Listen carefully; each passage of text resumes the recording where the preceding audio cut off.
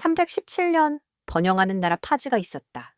그들의 동맹국인 마리암이 다른 세력에 의해 침략당하자 파즈의 군대는 30만 군사를 동원하여 지원했다. 침략군은 전장에서 처참하게 쓰러졌다. 그때 나는 아르슬란을 만났다. 그는 파즈의 왕자이며 현재 노련한 검객 바리스를 통해 훈련받고 있다. 그는 파즈의 재상기며 아르슬란은 왜 그가 아버지와 함께 전쟁에 나가지 않는지 궁금해했다. 그는 동쪽 왕국이 그들을 공격할 준비를 하고 있기 때문에 이 궁전을 지키는 것이 자신의 임무라고 말했다. 아르슬란은 그가 이렇게 바쁘면 매일 자신에게 검술을 가르칠 필요가 있는지 의문을 제기했다. 그는 아슬란이 아직 전쟁에 참여한 적이 없기 때문에 그때가 오기 전에 준비가 필요하다고 생각했습니다. 그 후 아슬란은 모든 병사들과 황후를 만나러 갔습니다. 황후는 군인들을 위한 연설을 한 뒤 자리를 떠났습니다. 아슬란은 황후를 따라가 아버지처럼 훌륭한 군주가 되기 위해 노력하겠다고 약속했습니다. 하지만 황후는 아슬란에게 별로 관심이 없는 듯 보였습니다. 아슬란은 이후 두 마리의 매와 경호대장 키스울을 다시 만났습니다. 키스울은 전장이 정리되었고 황제가 돌아오는 중이라는 소식을 전했습니다. 황제는 이미 경도에 도착했고 그와 함께 기병대와 다른 두 기병대장 칼란과 쿠버트가 있었습니다. 사람들은 쿠버트의 왼쪽 눈에 있는 흉터가 드래곤에 의해 생겼다고 소문을 퍼뜨린다. 이 세 아이는 나중에 모두 기사단에 들어가 왕을 지키고 싶어 한다. 모두가 아는 사실은 왕이 13세의 사자를 처치할 만큼 강하다는 것이다. 그 후 사람들은 왕이 포로들을 데리고 돌아오는 것을 보았다. 이 포로들은 신을 최우선으로 여기는 나라에서 왔으므로 그곳을 성국이라고 부를 수 있다. 사람들은 성국이 어떻게 어린아이들을 군대에 보낼 수 있는지 이해하지 못했다. 아르슬란은 직접 아버지 왕을 만나 인사했지만 그는 자신이 결코 패배하지 않을 것이라고 생각했다. 이제 모두가 아르슬란이 냉대받는 이유를 잘 알고 있다. 그것은 그가 너무 약하기 때문이다. 아슬란은 이후 몰래 시장에 가서 성국의 포로들을 찾았는데 그는 외부 세계에 대해 더 알고 싶었기 때문이다. 하지만 아슬란이 포로와 접촉하자마자 공격을 받아 어쩔 수 없이 다른 방법을 찾아야 했다. 그때 아이들은 성국의 어린 포로를 찾아가 시비를 걸었다. 그러나 그들은 이 어린 포로가 신발 밑에 칼을 숨기고 있다는 것을 몰랐다. 아슬란은 경호원과 함께 지나가다가 우연히 아이들의 비명을 들었다. 그 어린 포로는 달려들어 아슬란의 경호원을 제압하고 한 아이를 인질로 잡았다. 아슬란이 인질을 풀자고 제안하자 그 포로는 대신 아슬란을 인질로 잡았다. 군인들은 노예 주인에게서 소식을 듣고 즉시 왕자를 구하기 위해 뒤쫓았다. 그들은 우연히 다리온의 마구간을 지나쳤는데 다리온은 기병대 대장이었다. 그 어린 포로는 궁지에 몰려 아슬란과 함께 도망치기 위해 근처 가판대로 뛰어들었다. 아슬란은 그 후 지붕 위로 끌려 올라갔고 둘은 기린과 부딪혔다. 포로는 기린에 놀라 거의 떨어질 뻔했지만 아슬란이 제때 끌어올렸다. 목숨을 구해줬지만 그는 여전히 인질로 잡혀야 했다. 그 어린 포로는 이후 파즈가 부유한 나라임을 알게 되었고 아슬란은 이곳이 상업의 중심지로 유명해 굶주림이 없다고 말했다. 둘은 다시 지붕 위로 올라갔고 아슬란은 왜 노예가 되어 안정된 삶을 살지 않느냐고 물었지만 그 아이는 자기 나라가 그렇게 가난하지 않다고 생각했다. 그 아이가 군대에 간 이유는 자신의 주님을 섬기기 위해서였다. 하느님은 모든 인간이 평등하다고 생각하신다. 그리고 그 아이는 이 파즈 나라의 사람들을 모두 이방인으로 여긴다. 왜냐하면 파즈에는 노예 제도가 있고 그것이 인간의 존엄성을 낮추기 때문이다. 모두가 하느님을 섬긴다면 전쟁은 더 이상 없을 것이다. 두 사람은 그 후 군인들로부터 도망쳐야 했다. 왕은 이제 여왕을 만나러 갔고 두 사람 사이의 감정은 거의 없는 것처럼 보인다. 아르슬란과 그 아이 포로는 지금 군인들에게 몰려 궁지에 몰렸다.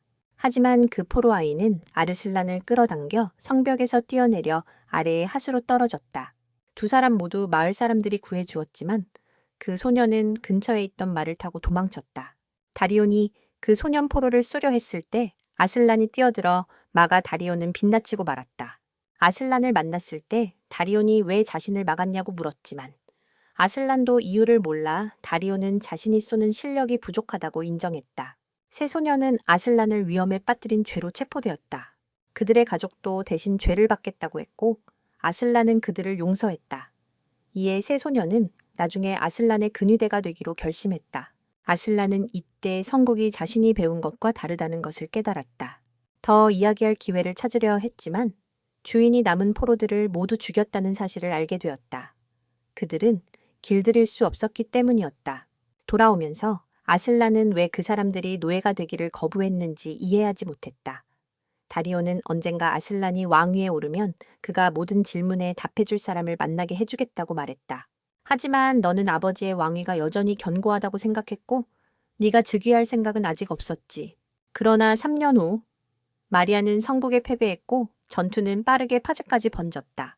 54세의 아슬란이 직접 전장에 나섰는데 무슨 일이 있었던 걸까? 나는 그보다 조금 전으로 돌아가 보겠다. 3년이 흘렀음에도 아슬란의 검술은 바리스와 계속 연습했음에도 나아지지 않았다. 너는 바리스가 너를 격려하려 한다는 걸 알았지만 전혀 자신이 없었다. 너는 자신이 전투 경험이 부족하다고 생각했다.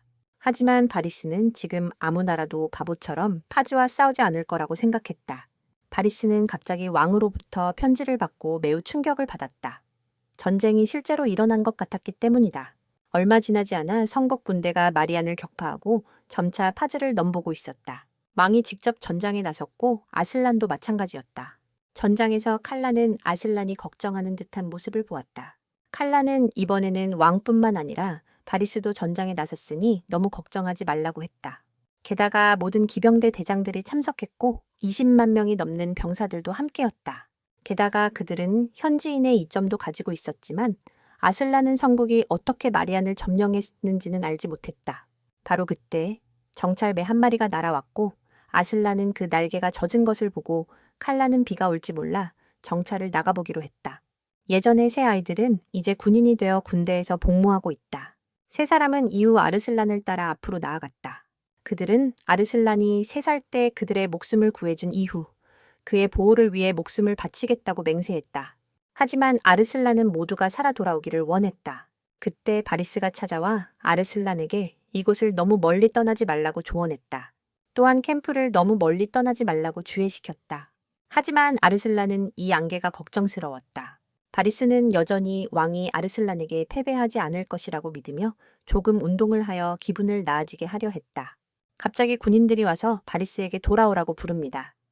왕과 다리온이 다투고 있기 때문입니다. 다리온은 바리스의 조카이기 때문에 그가 문제를 해결하러 가야 됐습니다. 왕은 다리온이 철수를 요구해서 화가 난 상태였습니다. 다리온은 현명한 사람이라 성국이 이 평원에서 그들을 기다리고 있다고 생각했습니다. 그들이 가장 유리해야 할 곳이 의심스러운 상황이었습니다.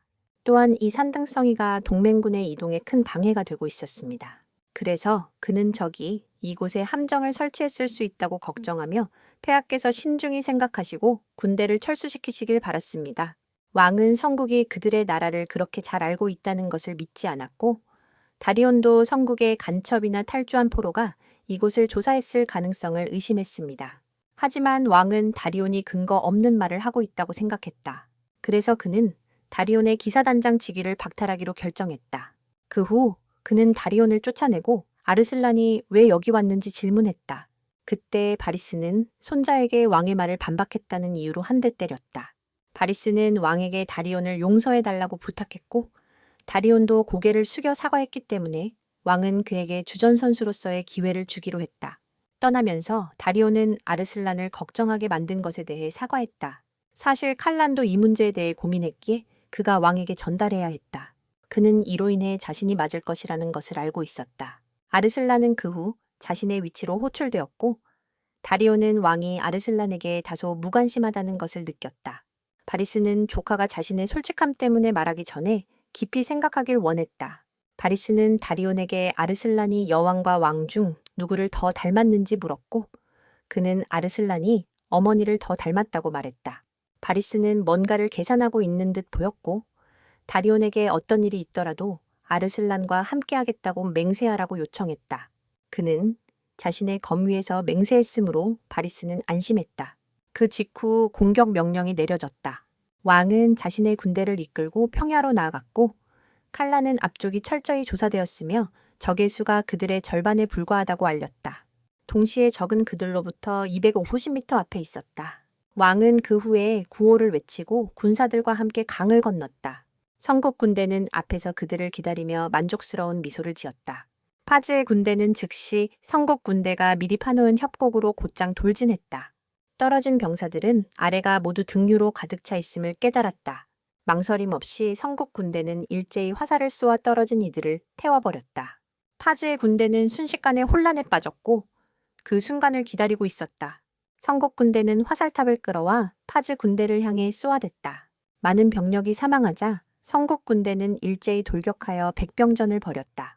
아르슬란은 도망쳐야 했고 그때의 세 소년들은 전투를 위해 달려들었다. 아르슬란은 적과 마주쳤고 그는 아르슬란을 말에서 떨어뜨렸다. 아르슬란은 그의 무기를 부러뜨리고 그 창으로 말을 찔러 그를 넘어뜨린 후 죽였다. 아르슬란이 누군가를 죽인 것은 이번이 처음이라 그의 마음은 완전히 혼란스러웠다. 가장 가까운 사람들을 부르었지만 주위에는 시체뿐이었다. 그 후 아르슬란은 자신의 3명의 경호원 중 1명이 죽어있는 것을 보았다. 다리오는 그때 아르슬란을 찾고 있었다. 그는 아르슬란의 모자를 주운 적을 보고 그에게 질문하러 갔다. 아슬란은 이때 칼란과 다시 만납니다.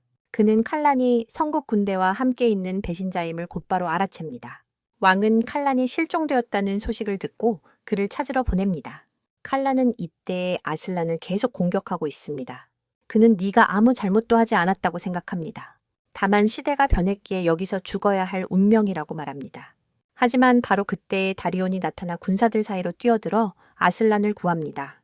그 전에 바리스가 다리온에게 아슬란을 찾아 구하라고 당부했습니다. 왕이 죄를 물으면 내가 대신 짊어지겠다. 그렇게 아슬란이 처음 얻은 전투는 지옥이 되었다. 다리온은 이때 칼란의 배신을 깨닫고 그가 왕에게 알리라고 요청했지만 결국 왕에게서 관직을 박탈당했다. 칼란은 다리온을 유능한 인물로 인정해 그의 힘을 줄여야만 했다. 원래 그는 왕을 뒤엎어 파즈를 새로운 이상이 있는 나라로 만들고자 했다. 칼란은 결국 철수하기로 결정했고 다리온은 아슬란을 지키기 위해 쫓아가지 못했다. 한편 바리스는 왕을 설득해 철수하게 만들었다. 하지만 칼란의 스파이가 음모를 꾸몄다. 그들은 전령을 죽이고 왕이 도망쳤다는 거짓 소문을 퍼뜨렸습니다. 이로 인해 군인들은 왕에 대한 신뢰를 잃고 싸울 의지도 사라졌습니다. 쿠버트는 왕을 비겁자라고 생각하며 더 이상 그를 섬기지 않기로 결심했습니다.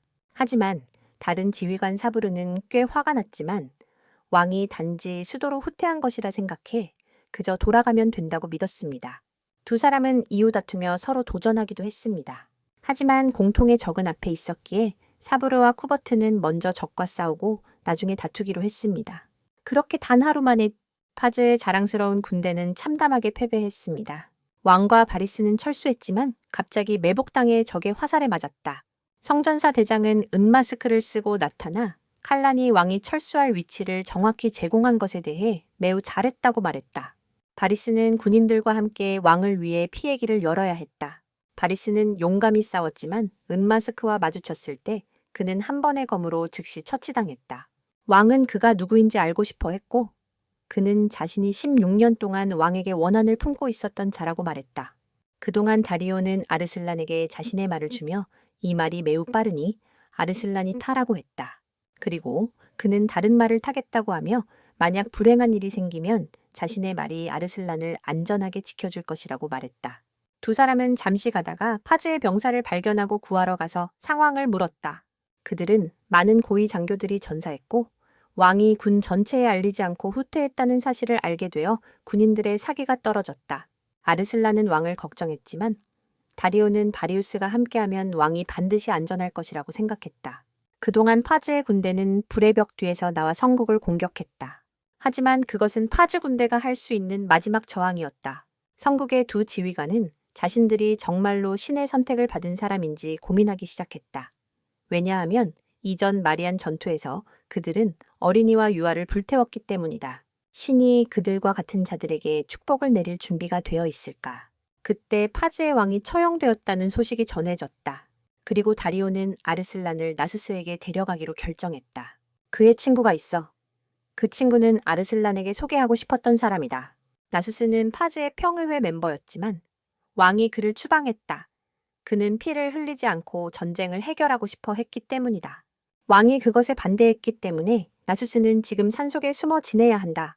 그들은 이후 갑자기 공격을 받고 쫓겨났다. 하지만 다리온이 목소리를 높였고 그들을 공격한 자도 모습을 드러냈다. 그는 일람이고 나수스의 제자이다. 일람은 그들을 나수스의 거처로 데려갔다. 다리온이 나수스를 부르자 나수스는 즉시 나와서 그들을 맞이했다. 나수스는 다리온이 자신이 그림 그리는 것을 방해했다고 생각했다. 하지만 다리온은 나수스가 그림을 매우 못 그리기 때문에 오히려 다행이라고 여겼다. 그럼에도 불구하고 그는 그림 그리기를 매우 좋아했다. 그 후 다리온은 아슬란을 나수스에게 소개했다. 자신은 지금 이 순간을 은둔자로 여기며 아슬란에게 알려질 만큼 유명해질 자격이 없다고 생각했다. 나수스는 이후 일람에게 손님 접대를 위해 저녁 준비를 부탁했다. 아슬란은 저녁 식사 중 나수스의 끔찍한 그림을 보고 꽤 충격을 받았다. 다리온은 나수스가 나라를 떠난 지 벌써 3년이 되었다는 것을 깨달았다. 이참에 다리온이 아슬란에게 나서스의 과거 전공에 대해 알려주었다. 5년 전 세 나라가 연합하여 바스를 침략하려 한 적이 있었다. 나서스의 아버지가 돌아가시자 그가 차기 영주가 되어 왕을 찾아갔다. 왕이 그의 군대가 어디 있냐고 묻자 그는 영내의 노예들을 모두 해방시켜 병력이 줄었다고 답했다. 하지만 그는 왕의 병력 지원 없이도 세 나라 연합을 무너뜨릴 방법이 있다고 했다. 왕은 나서스를 믿고 그의 계획을 실행하도록 허락했다. 얼마 지나지 않아 세 나라가 연합을 깨고 서로 싸우기 시작했다는 소식이 전해졌다. 아슬란이 나서스의 방법을 묻자 그는 세 나라 중 한 곳의 전쟁 포로를 풀어주고 그 나라가 연합을 배신했다는 소문을 퍼뜨렸다고 말했다. 그가 퍼뜨린 거짓 소문들은 점차 변질되어 퍼져나갔고 그로 인해 동맹은 신뢰를 잃고 서로 싸우게 되었다. 반면 바스는 어부지리로 세 나라를 정리했다. 그래서 지금 다리오는 나수스에게 전략을 세워 아슬란을 지원하고 돕기를 원한다. 나수스가 자신은 더 이상 전쟁에 관여하지 않겠다고 생각하자 다리오는 이에 불만을 품고 나수스와 말다툼을 벌였다. 나수스가 이야기를 다시 듣고 나서 성국 측이 세운 전략들이 똑똑한 두뇌가 뒤에서 이끌고 있음을 알게 되었다. 그리고 나수스는 노예 제도가 존재하는 한 이 나라를 좋아하지 않았다. 나수스는 노예 제도 폐지를 제안했기 때문에 왕에게 미움을 받았다. 아슬란은 만약 그렇다면 너와 다리온도 비슷한 이유로 왕에게 미움을 받고 있다고 생각한다. 그 말을 듣고 나서 나수스는 이해를 하게 되었고 아슬란을 지원하기로 결정했다. 그날 밤 아슬란이 잠든 후 다리온과 나수스는 함께 앉아 이야기를 나누었다. 나수스는 왕이 자신의 힘을 지나치게 중시하여 전술의 중요성을 경시하고 있음을 깨달았다. 다리온은 아슬란이 아버지의 길을 따르지 않기를 바랐다. 다리온은 아슬란이 부모에게 소외당하는 것이 매우 이상하다고 느꼈다. 칼란의 배신에 더해 아슬란은 슬픔이 분노를 가리고 있었다. 그리고 그의 삼촌도 이를 느꼈던 것 같아 아슬란에게 충성을 맹세하라고 강요했다. 다음 날 아침 아슬란은 깨어나 나수스가 그림을 그리고 있는 것을 다시 보았다. 너는 엘람을 만나서 도움이 될 수 있는지 알아보았어. 하지만 그냥 건드리지 않고 모든 것을 망치지 않는 것만으로도 충분해. 아슬란은 그 후 엘람의 부모가 모두 자유로운데도 그가 나수스를 섬기는 이유를 물었고 그는 나수스를 섬기는 것이 자신의 의지라고 생각했다. 예전의 포로 소년을 떠올리며 아슬란은 노예 제도를 없애는 것이 옳은 일이라는 것을 깨달았다. 그 직후 그들은 칼란의 일행이 찾아오는 것을 발견했고 나수스는 다리온이 여기로 오면서 어떤 길을 갔는지 물었다. 나수스는 다리온이 의도적으로 칼란의 지역을 지나쳐 그의 거처가 드러나도록 했다는 것을 깨달았다. 하지만 다리온은 이제 다른 방법이 없다고 생각했다. 그 후 나수스는 그 일행을 맞이했다. 그들이 당신이 바로 나서스라는 걸 알게 되자 칼란이 당신을 영입하려 한다고 말했습니다. 동시에 그들은 아슬란과 다리온을 찾으러 왔습니다. 나서스가 바리스 장군이 어디 있냐고 묻자 그들은 그가 죽었고 그가 군대를 항복시키려 했다며 거짓 소문을 퍼뜨렸다고 했습니다. 나서스는 초대를 거절하고 스위치를 눌러 그들을 모두 아래 구덩이로 떨어뜨렸습니다. 나서스는 다리온에게 이들을 어떻게 처리할지 물었는데 다리온은 바리스의 죽음에 분노한 듯 했습니다. 아슬란은 스승의 죽음에 마음 아파했고 나서스는 일람에게 아침을 준비하라고 한 뒤 다음 일을 생각하기로 했습니다. 식사 중 나서스가 갑자기 접시를 던져 그들이 사다리를 타려 할 때 넘어뜨렸습니다. 다리온은 식사할 기분이 아니었고 나서스는 다리온 덕분에 이제 새로운 거처를 찾아야 한다고 생각했습니다. 아슬란은 지금 나수스를 자기 편으로 끌어들이고 지원해준다면 보상을 주기로 결정했습니다. 그는 돈이나 지위로는 나수스의 진심을 살 수 없다는 걸 알고 있었기에 그가 가장 원하는 것을 주기로 했습니다. 그것은 바로 그가 자리에 앉을 때였습니다. 그는 나수스를 의회의 화가로 임명할 것입니다. 나수스는 설득당했고 아슬란이 다리운처럼 예술에 눈이 먼 사람이 아니라고 생각했습니다. 다리운은 나수스를 화가로 두는 것은 나라 예술의 오점이 될 것이라고 여겼습니다. 하지만 그는 차라리 나수스가 자신을 그리게 하는 편이 성국 사람들이 자기 초상화를 그리는 것보다 낫다고 생각했습니다. 나수스는 또 한 가지 알고 싶어 했습니다. 아슬란이 자신의 아버지에게 반기를 들고 자신을 받아들일 준비가 되어 있는지였고, 아슬란이 동의하자 나수스는 자신의 충성을 아슬란에게 바치기로 결정했습니다. 일람도 나수스를 따라가기로 결심했지만 나수스는 일람에게 말했습니다. 말과 짐을 준비하라고. 그 아이는 항구에 가면 항상 그의 상인 친구가 일람에게 생계를 위한 일을 제공해 줄 준비가 되어 있다. 하지만 일람은 자신이 나수스에게 평생 갚을 수 없는 은혜를 받았다고 생각해 떠나지 않기로 했다. 나수스는 일람이 아직 너무 어리다고 생각했지만 그 아이는 나수스보다 더 많은 일을 할 수 있다. 대부분 집안일이다.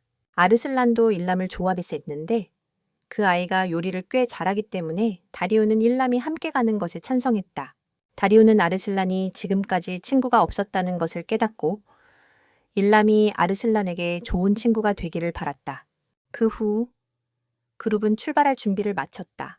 칼란의 병사들은 그 후에야 올라와서 말과 개인 소지품을 빼앗긴 것에 불만을 품었다. 하지만 그들은 자신의 사람들이 아래에서 지키고 있기 때문에 산을 내려갈 수 없다고 믿고 있습니다. 하지만 아르슬란의 그룹은 그 병사들이 산을 내려간 것을 발견하고 한 동굴에 숨어 있었습니다.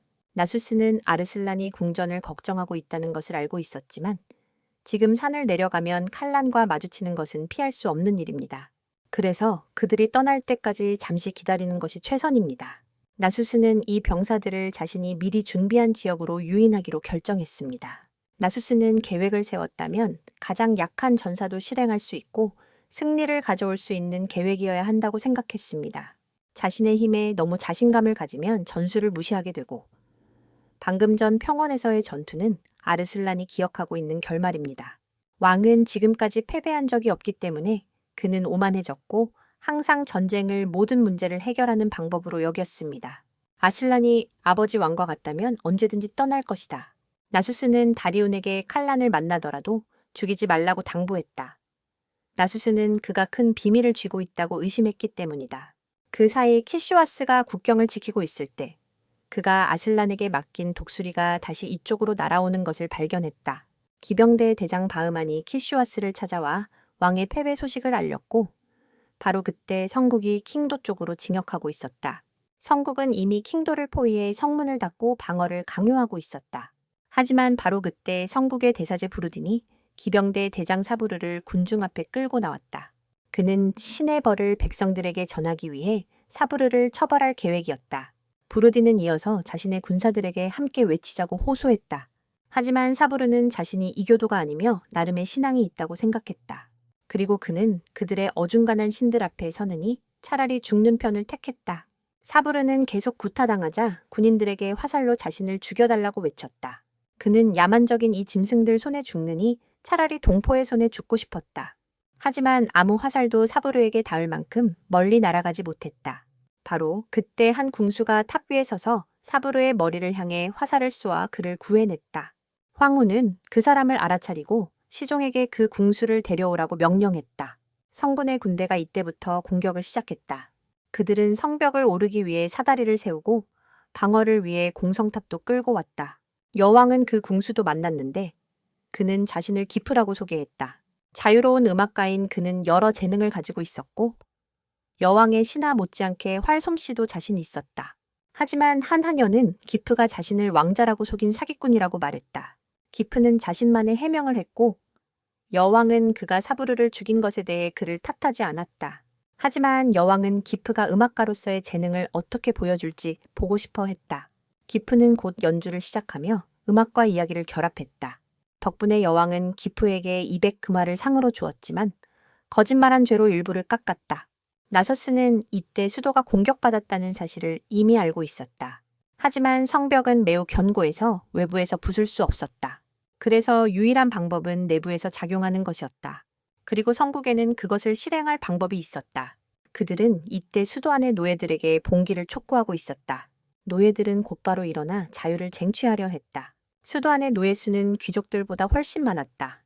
그래서 상황이 매우 나빠질 가능성이 컸다. 수도는 오래 버티지 못할 가능성이 크다. 나서스는 지금 급해도 아무것도 할 수 없다고 생각한다. 4명만으로는 수도 전체를 구할 수 없기 때문이다. 왕은 이런 일이 일어나기 전에 노예들을 해방시켰어야 했다. 다음 날 성군의 군대는 전투에 나갔던 기병대장들의 목을 베어 파즈 군대 앞에 전시했다.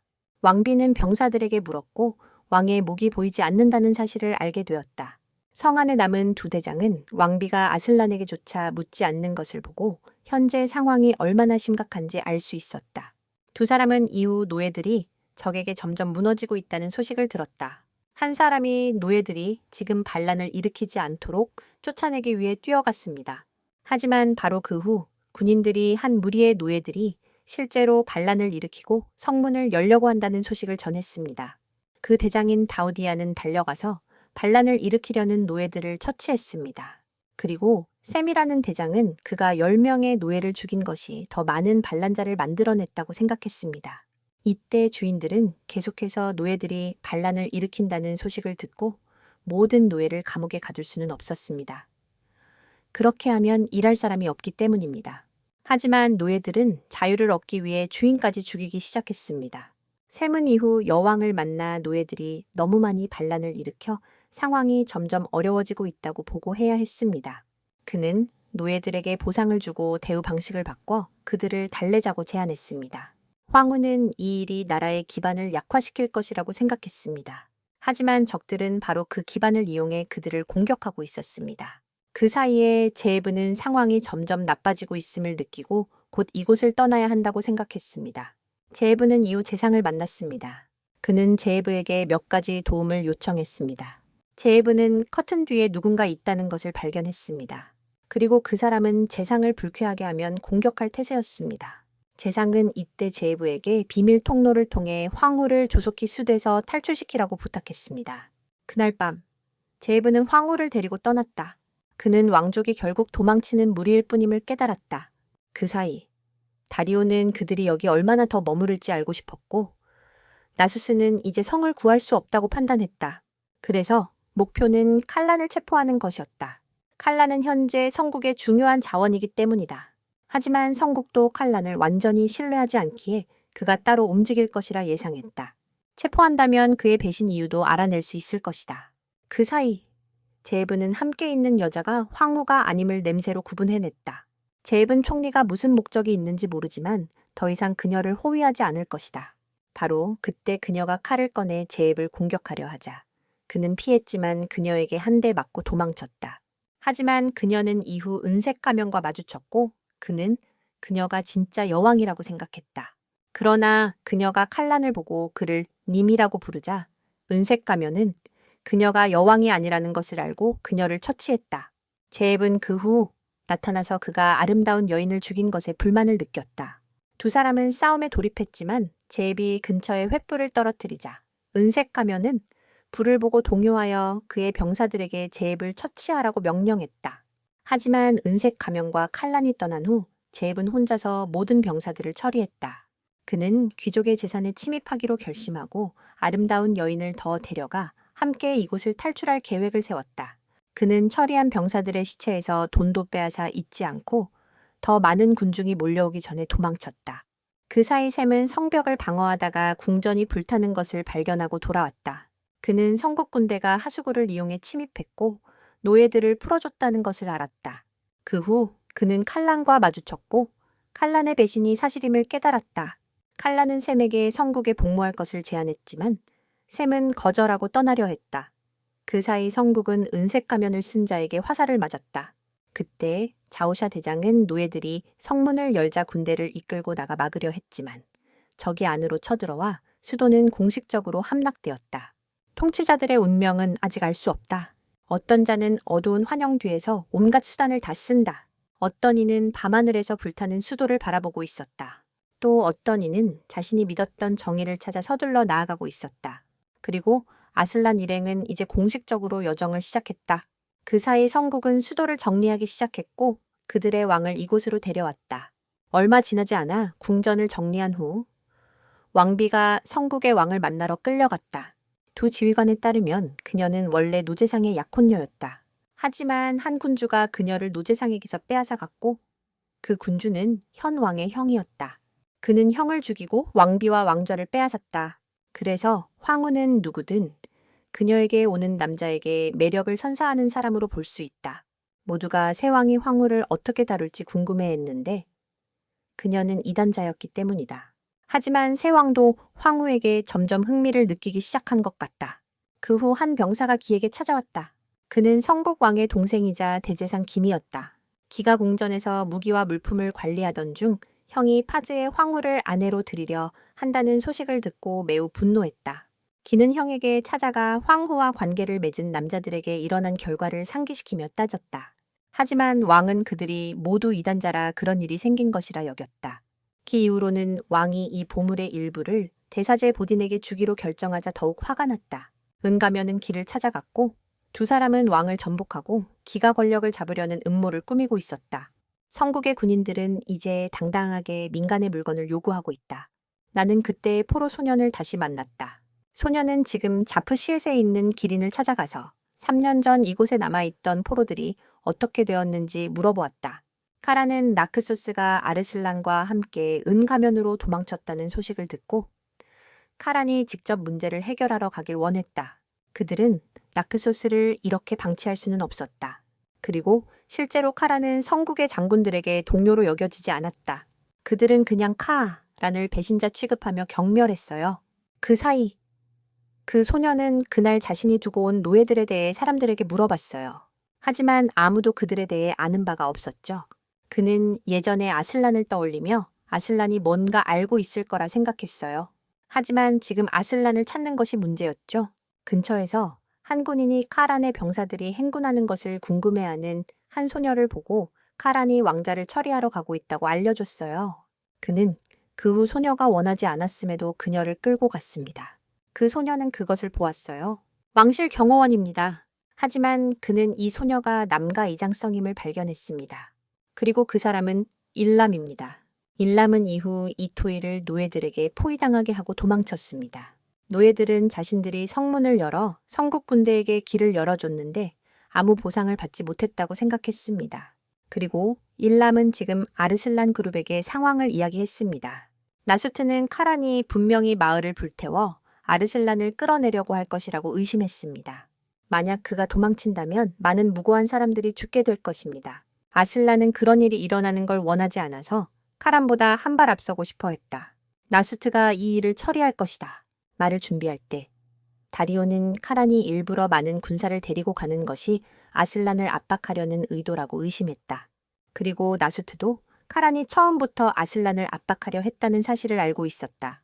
하지만 지금은 새끼 호랑이를 잡으려면 호랑이 굴에 들어가는 수밖에 없다. 그 사이 지이프가 길을 걷고 있을 때 성국 군대 한 무리가 지나갔다. 곧이어 미녀 한 명도 지나가자 지이프는 그 여자가 군인들과 마주칠 것을 알고 미녀를 구하기로 결심하고 돌아섰다. 하지만 도착했을 때 지이프는 그 여자가 군인들을 전혀 두려워하지 않는 것처럼 보였다.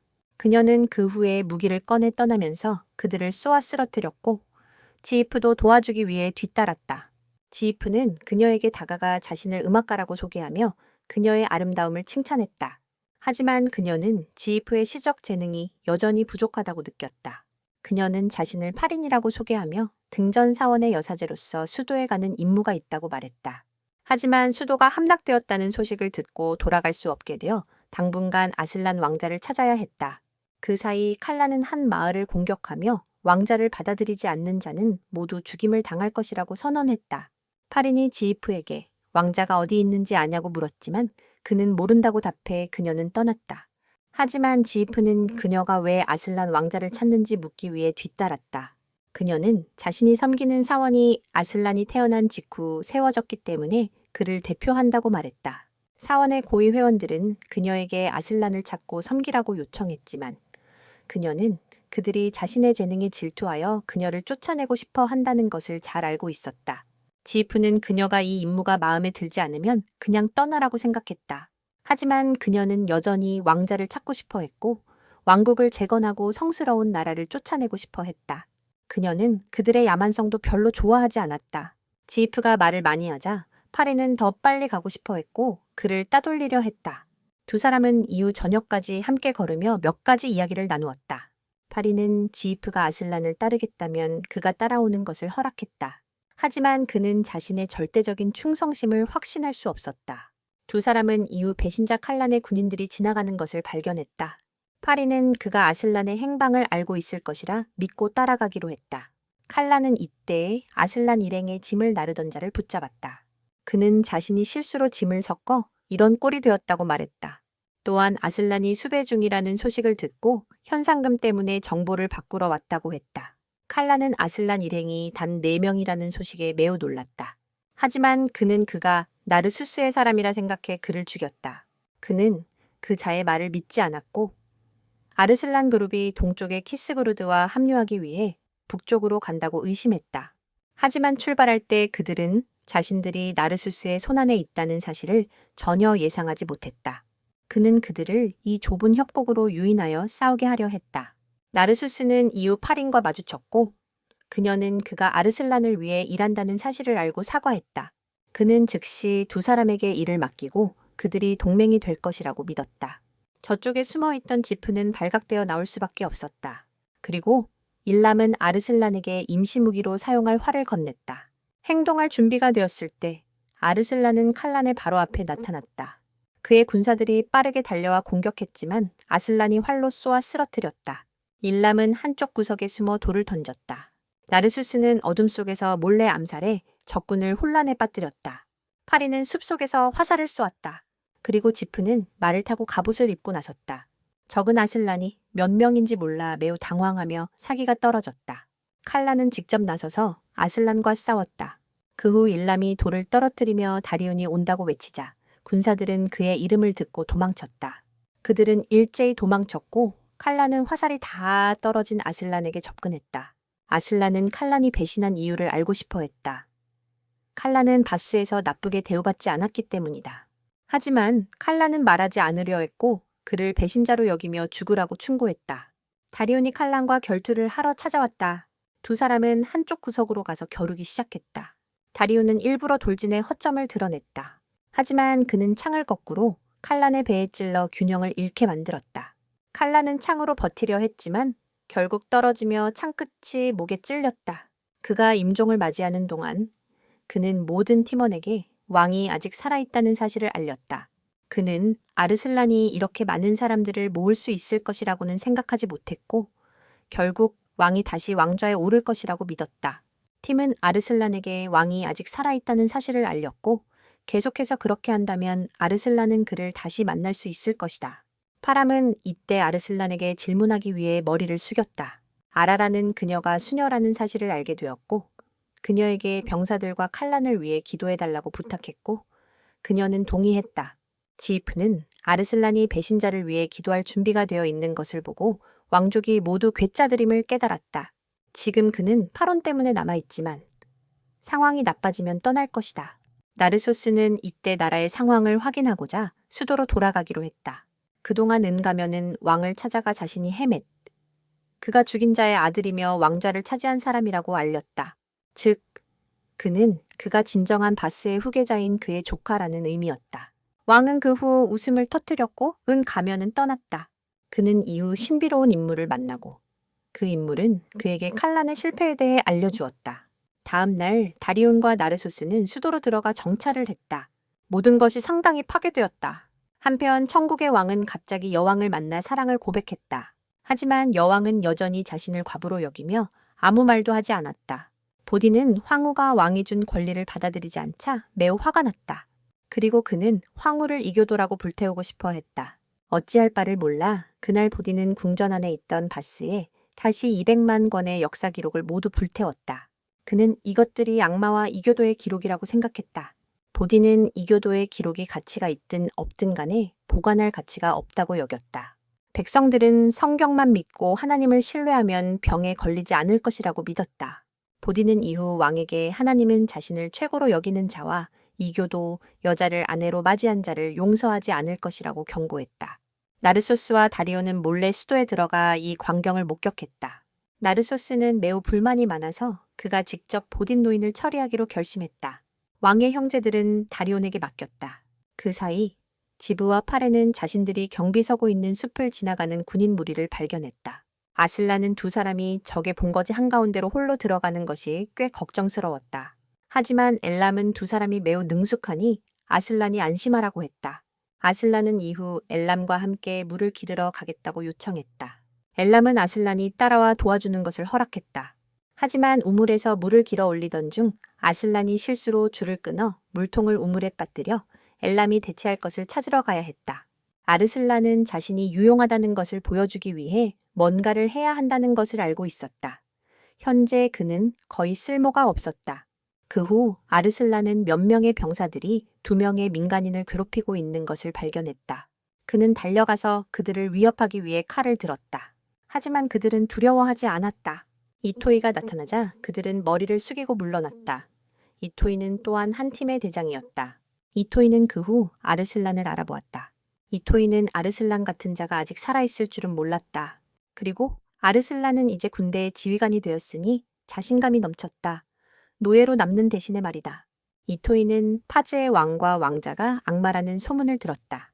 두 사람은 이제 성국의 신앙이란 것이 모호하고 거의 존재하지 않는다는 것을 알고 있었다. 그들의 경전에는 아름다운 땅은 그들 같은 양들을 위한 곳이라고 적혀 있다. 그래서 그들은 당당하게 이곳을 침략하고 점령했다.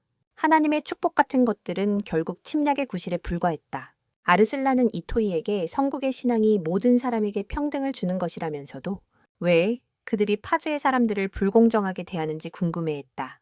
비록 파즈의 사람들이 개종을 받아들였지만 그들은 여전히 그들을 이방인으로 여겼다. 따라서 그들의 평등에 대한 약속은 매우 모순적입니다.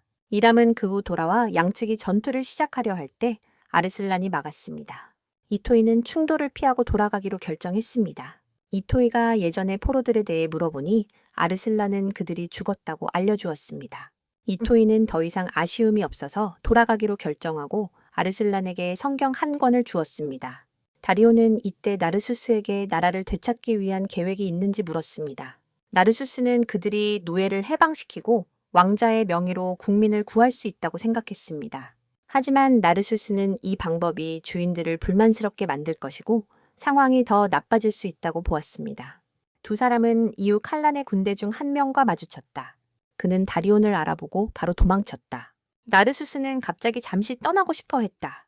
그는 전에 칼란의 병사들을 다시 만났고 그들은 나르수스에게 당한 복수를 원했다. 하지만 나르수스는 누구의 도움 없이 혼자서 그들을 처리할 수 있었다. 다리온도 도망갈 길을 막아 두 사람은 한 명을 붙잡아 신문했다. 그는 왕이 어디 있는지 모르고 다만 어딘가에 감금되어 있다고만 알고 있었다.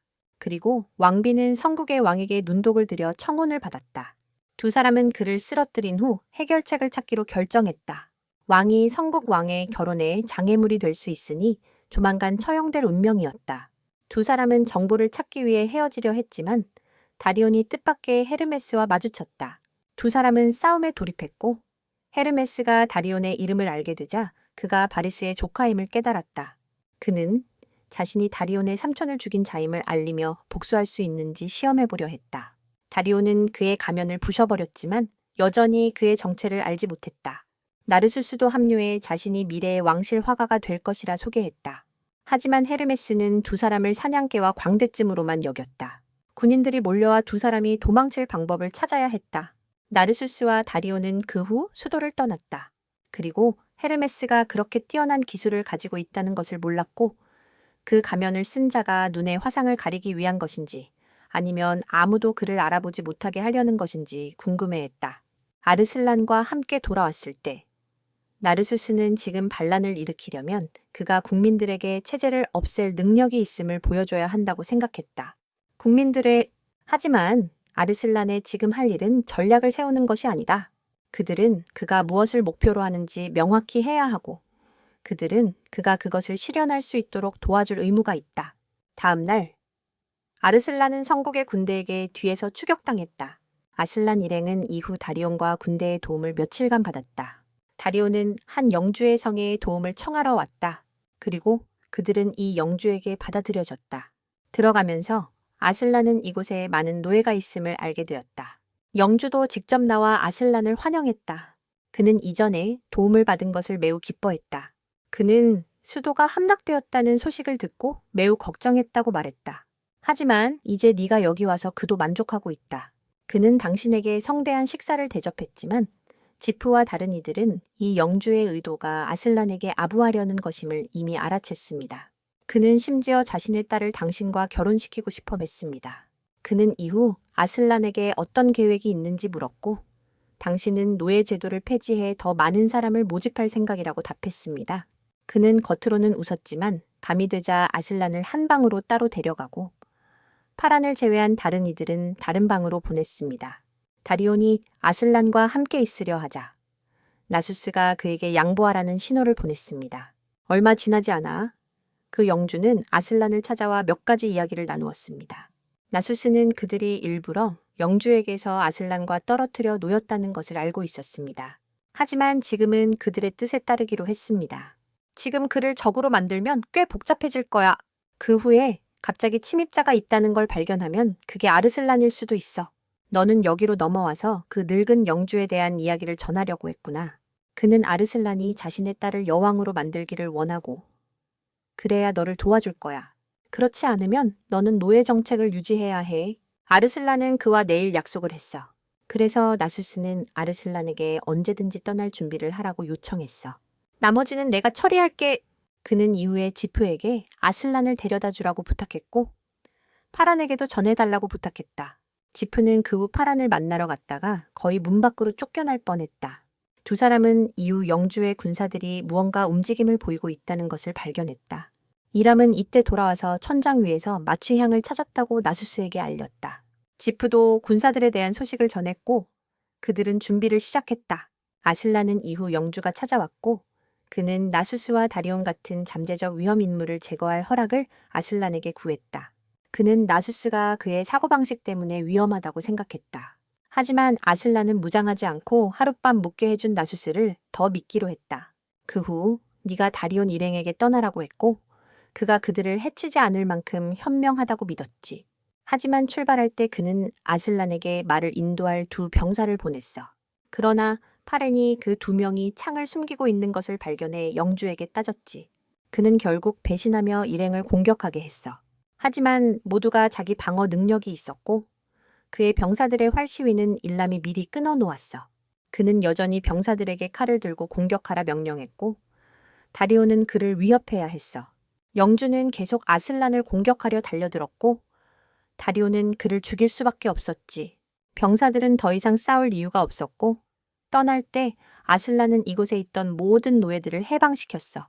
하지만 감사하기는커녕 그들은 아슬란이 주인을 죽였다고 그를 원망했다.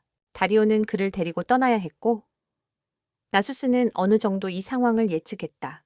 하지만 그는 그가 믿지 않을 것을 알기에 직접 경험하게 내버려 두었다. 노예 생활은 매우 고통스럽지만 적어도 그들은 생계를 유지할 수 있었다. 그러나 그는 아슬란이 포기하지 않길 바랐다.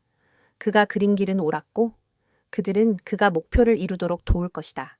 다리오는 그들이 다음에 어디로 갈지 궁금해했고 나수스는 동쪽으로 가서 키스울 성으로 향할 것이라고 말했다. 기는 이때 승려들이 무차별 살인을 저지르고 보딘의 지원을 받아 더욱 난폭해졌다는 소식을 들었다. 기는 즉시 진압대를 보내고 필요하면 무력을 사용할 것을 명령했다. 기록에 따르면 그는 보딘을 만나 그가 하는 일이 쿠데타를 일으킬 수 있다고 경고했습니다. 하지만 그는 두려워하지 않았고 성국 군대가 여전히 더 많다고 생각했습니다. 얼마 지나지 않아 성전사들이 대제사장 보딘을 섬기기 위해 수도에 들어섰습니다. 그 사이에 우리는 셈이 아직 살아있다는 것을 발견했습니다. 그는 자신이 왜 살려졌는지 알지 못했습니다. 헤르메스가 찾아와 그가 그에게 무릎 꿇어야 한다고 생각했지만 그는 파스왕 앞에서만 무릎 꿇겠다고 했습니다. 그래서 헤르메스는 셈에게 자신의 진짜 정체를 보여주었고 셈은 16년 전 화재에서 헤르메스가 죽었다고 생각했기 때문에 매우 충격을 받았습니다. 이때 아르슬란은 매복을 피하기 위해 꽤 먼 길을 가고 있었고 동쪽으로 향하고 있었습니다. 아르슬란이 엘람에게 자신의 미래에 대해 어떻게 생각하는지 물었을 때 그는 나르수스가 자신의 미래를 결정할 것이라고 생각했다. 제이프는 아르슬란이 자신이 이전에 만난 귀족들과 전혀 다르다는 것을 깨달았다. 그는 자신의 하인을 걱정하는 모습을 완전히 알고 있었다. 그동안 헤르메스는 자신이 사자와 싸워 이겼다고 아버지에게 자랑했던 날을 기억하고 있었다. 그 후 한 여종이 찾아와 그에게 누군가 그를 찾고 있다고 전했다. 그는 이후 젠더를 만나러 갔다. 이 남자는 칼란의 아들이며 헤르메스의 부하가 되고 싶어 아르슬란과 다리온의 목숨을 빼앗아 아버지를 복수하려고 왔다. 얼마 지나지 않아 파레는 신으로부터 그들을 쫓고 있는 혈기에 굶주린 존재에 대한 소식을 들었다.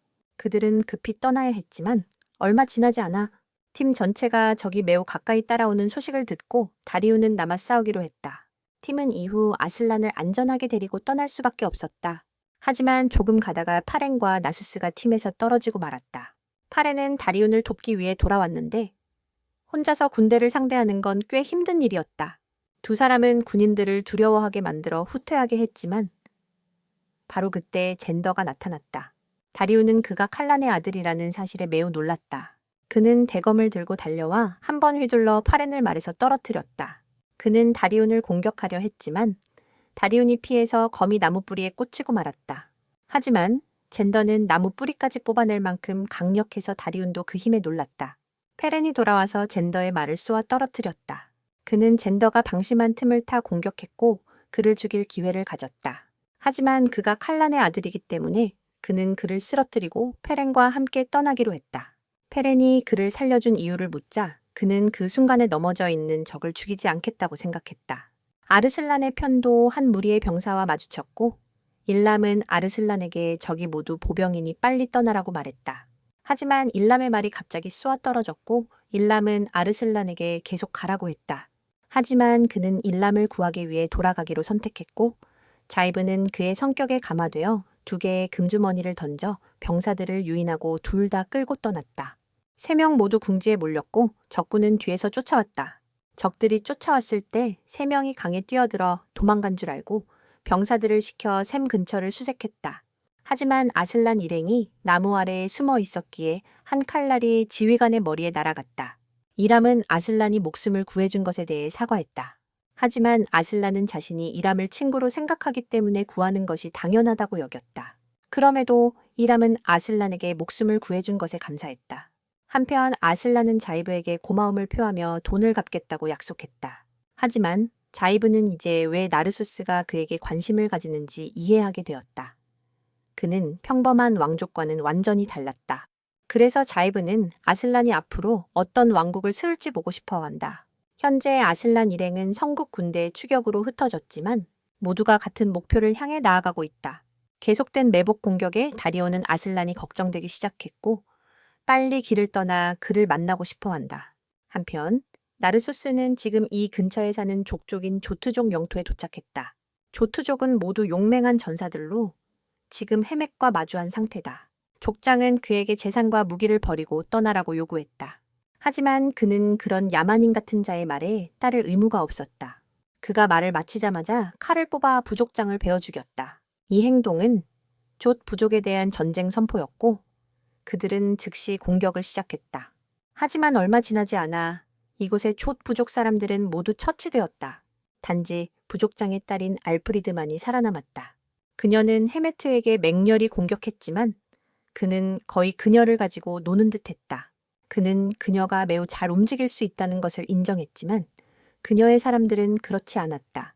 그 후 그는 그녀의 목을 치려 했지만 나르수스가 나타나 그녀를 구했다. 헤메트는 나르수스에게 아르슬란의 위치를 말하라고 했지만 그는 그가 죽기 전까지는 말하지 않겠다고 했다. 하지만 알프리드는 나르수스가 헤멧을 상대하길 원했어. 그는 그녀가 무기도 없다고 생각했지. 그리고 무엇보다 그녀는 자신이 헤멧을 이길 수 없다는 걸 잘 알고 있으니 헛된 목숨을 낭비하지 말라고 했어. 두 사람은 그 후 한쪽 구석으로 가서 싸움을 벌였어. 하지만 나르수스는 헤멧이 여전히 너무 강하다는 걸 깨달았지. 그는 그를 떨어질 듯한 바위더미 아래로 유인했어. 헤멧은 나르수스의 재능을 인정하고 그에게 자신을 섬기길 원했어. 하지만 그는 거절했어. 아슬란은 결코 그처럼 오만하지 않을 테니까. 그는 이후 바위를 떨어뜨려 알프리드를 재빨리 도망치게 했다. 두 사람은 숲속으로 도망쳤고 알프리드는 목숨을 구해준 그에게 감사했다. 그녀는 방금 전에 산사태가 운이 좋았다고 생각했지만 그것은 나르수스가 지렛대를 이용해 꾸민 일이었다. 알프리드는 이후 부족을 떠나 나르수스를 따르기로 결심했다. 그가 그녀의 목숨을 구해주었기 때문이다. 한 달 후, 수도가 함락된 후 성국 내부는 세 세력으로 나뉘었다. 첫 번째는 10,000명의 성전 기사단을 거느린 대사제 보딘이다. 두 번째는 많은 신하와 병사들의 지지를 받는 그리이다. 마지막은 왕이다. 적의 황후에게 마음을 빼앗겨 신하들의 신뢰를 잃은 자. 그리고 한 사건이 벌어졌다. 성전 기사단의 한 지휘관이 암살당했고 보딘은 왕에게 책임을 돌렸다. 그 지휘관이 왕 아래에서 일했기 때문에 왕이 그를 죽였다고 생각했다. 그 지휘관은 왕의 결혼에 반대했기 때문이다. 하지만 기는 그 지휘관이 이교도 여성과 관계를 맺고 있었기에 처벌받은 것이라고 기록했다. 보딘은 이를 받아들이지 않고 두 사람 모두 대가를 치르게 하겠다고 맹세했다. 기 또한 성전 기사단의 깃발이 내려진 것은 그들이 얼마나 무능한지를 보여준다고 생각했다. 그래서 기록에는 보딘이 군대를 이끌고 떠나 스스로 더 큰 오명을 피하려 했다고 한다. 보딘은 매우 분해했다. 하지만 그는 군대를 데리고 마리안으로 후퇴하는 것 외에는 할 수 있는 게 없었다. 한편 아슬란 일행은 동쪽에 있는 성에 거의 도착했다. 그 사이에 다리오는 산더와 다시 마주쳤다. 그는 다리온이 자신의 아버지를 죽였으니 대가를 치러야 한다고 생각했지만 다리오는 아버지가 나라를 배신했기 때문이라고 주장했다. 하지만 산더는 아버지가 왕위 계승자를 충실히 섬겼으니 잘못이 없다고 생각했다. 다리오는 그의 말을 잘 이해하지 못했다. 바로 그때였다. 땅을 다루는 마법사가 나타났다. 그는 헤르메스의 명령으로 샌더를 돕기 위해 왔다고 말했다. 샌더는 그가 뭘 하든 신경 쓰지 않았다. 샌더는 곧장 달려들어 다리온을 공격했다.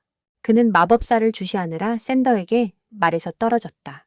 샌더는 그를 땅에 꽉 붙잡아 마법사가 뒤에서 공격할 수 있게 했다. 하지만 바로 그때 아르슬란이 나타나 도왔다. 다리온이 그 마법사에 대해 경고해 주었다. 아슬란은 그에게 맞아 날아갔고 일람의 도움을 받았다. 그는 이후 분노를 터뜨리며 달려가 마법사에게 한 번 찔렀다. 샌더가 달려들려 했지만 다리온에게 말에서 떨어뜨려져 창끝이 목에 꽂혔다. 하지만 그는 도망치기 위해 그를 밀쳐냈고 파렌이 그에게 화살을 쏴 절벽 아래로 떨어뜨렸다. 아슬란 일행은 이제 어느 정도 합류해 동쪽 요새를 향해 나아가고 있다. 얼마 지나지 않아 아슬란 일행은 키스우드를 만나 그가 병력을 이끌고 지원하러 왔다. 나수스도 이미 이곳에 와서 키스우드를 데려왔다. 그는 이후 적들을 쓸어버리며 길을 열어주고 적들을 후퇴하게 만들었다.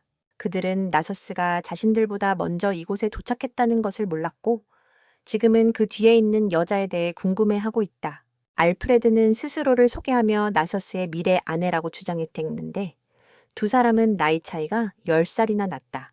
이 동쪽 요새는 파즈의 국경을 수비하는 곳이다.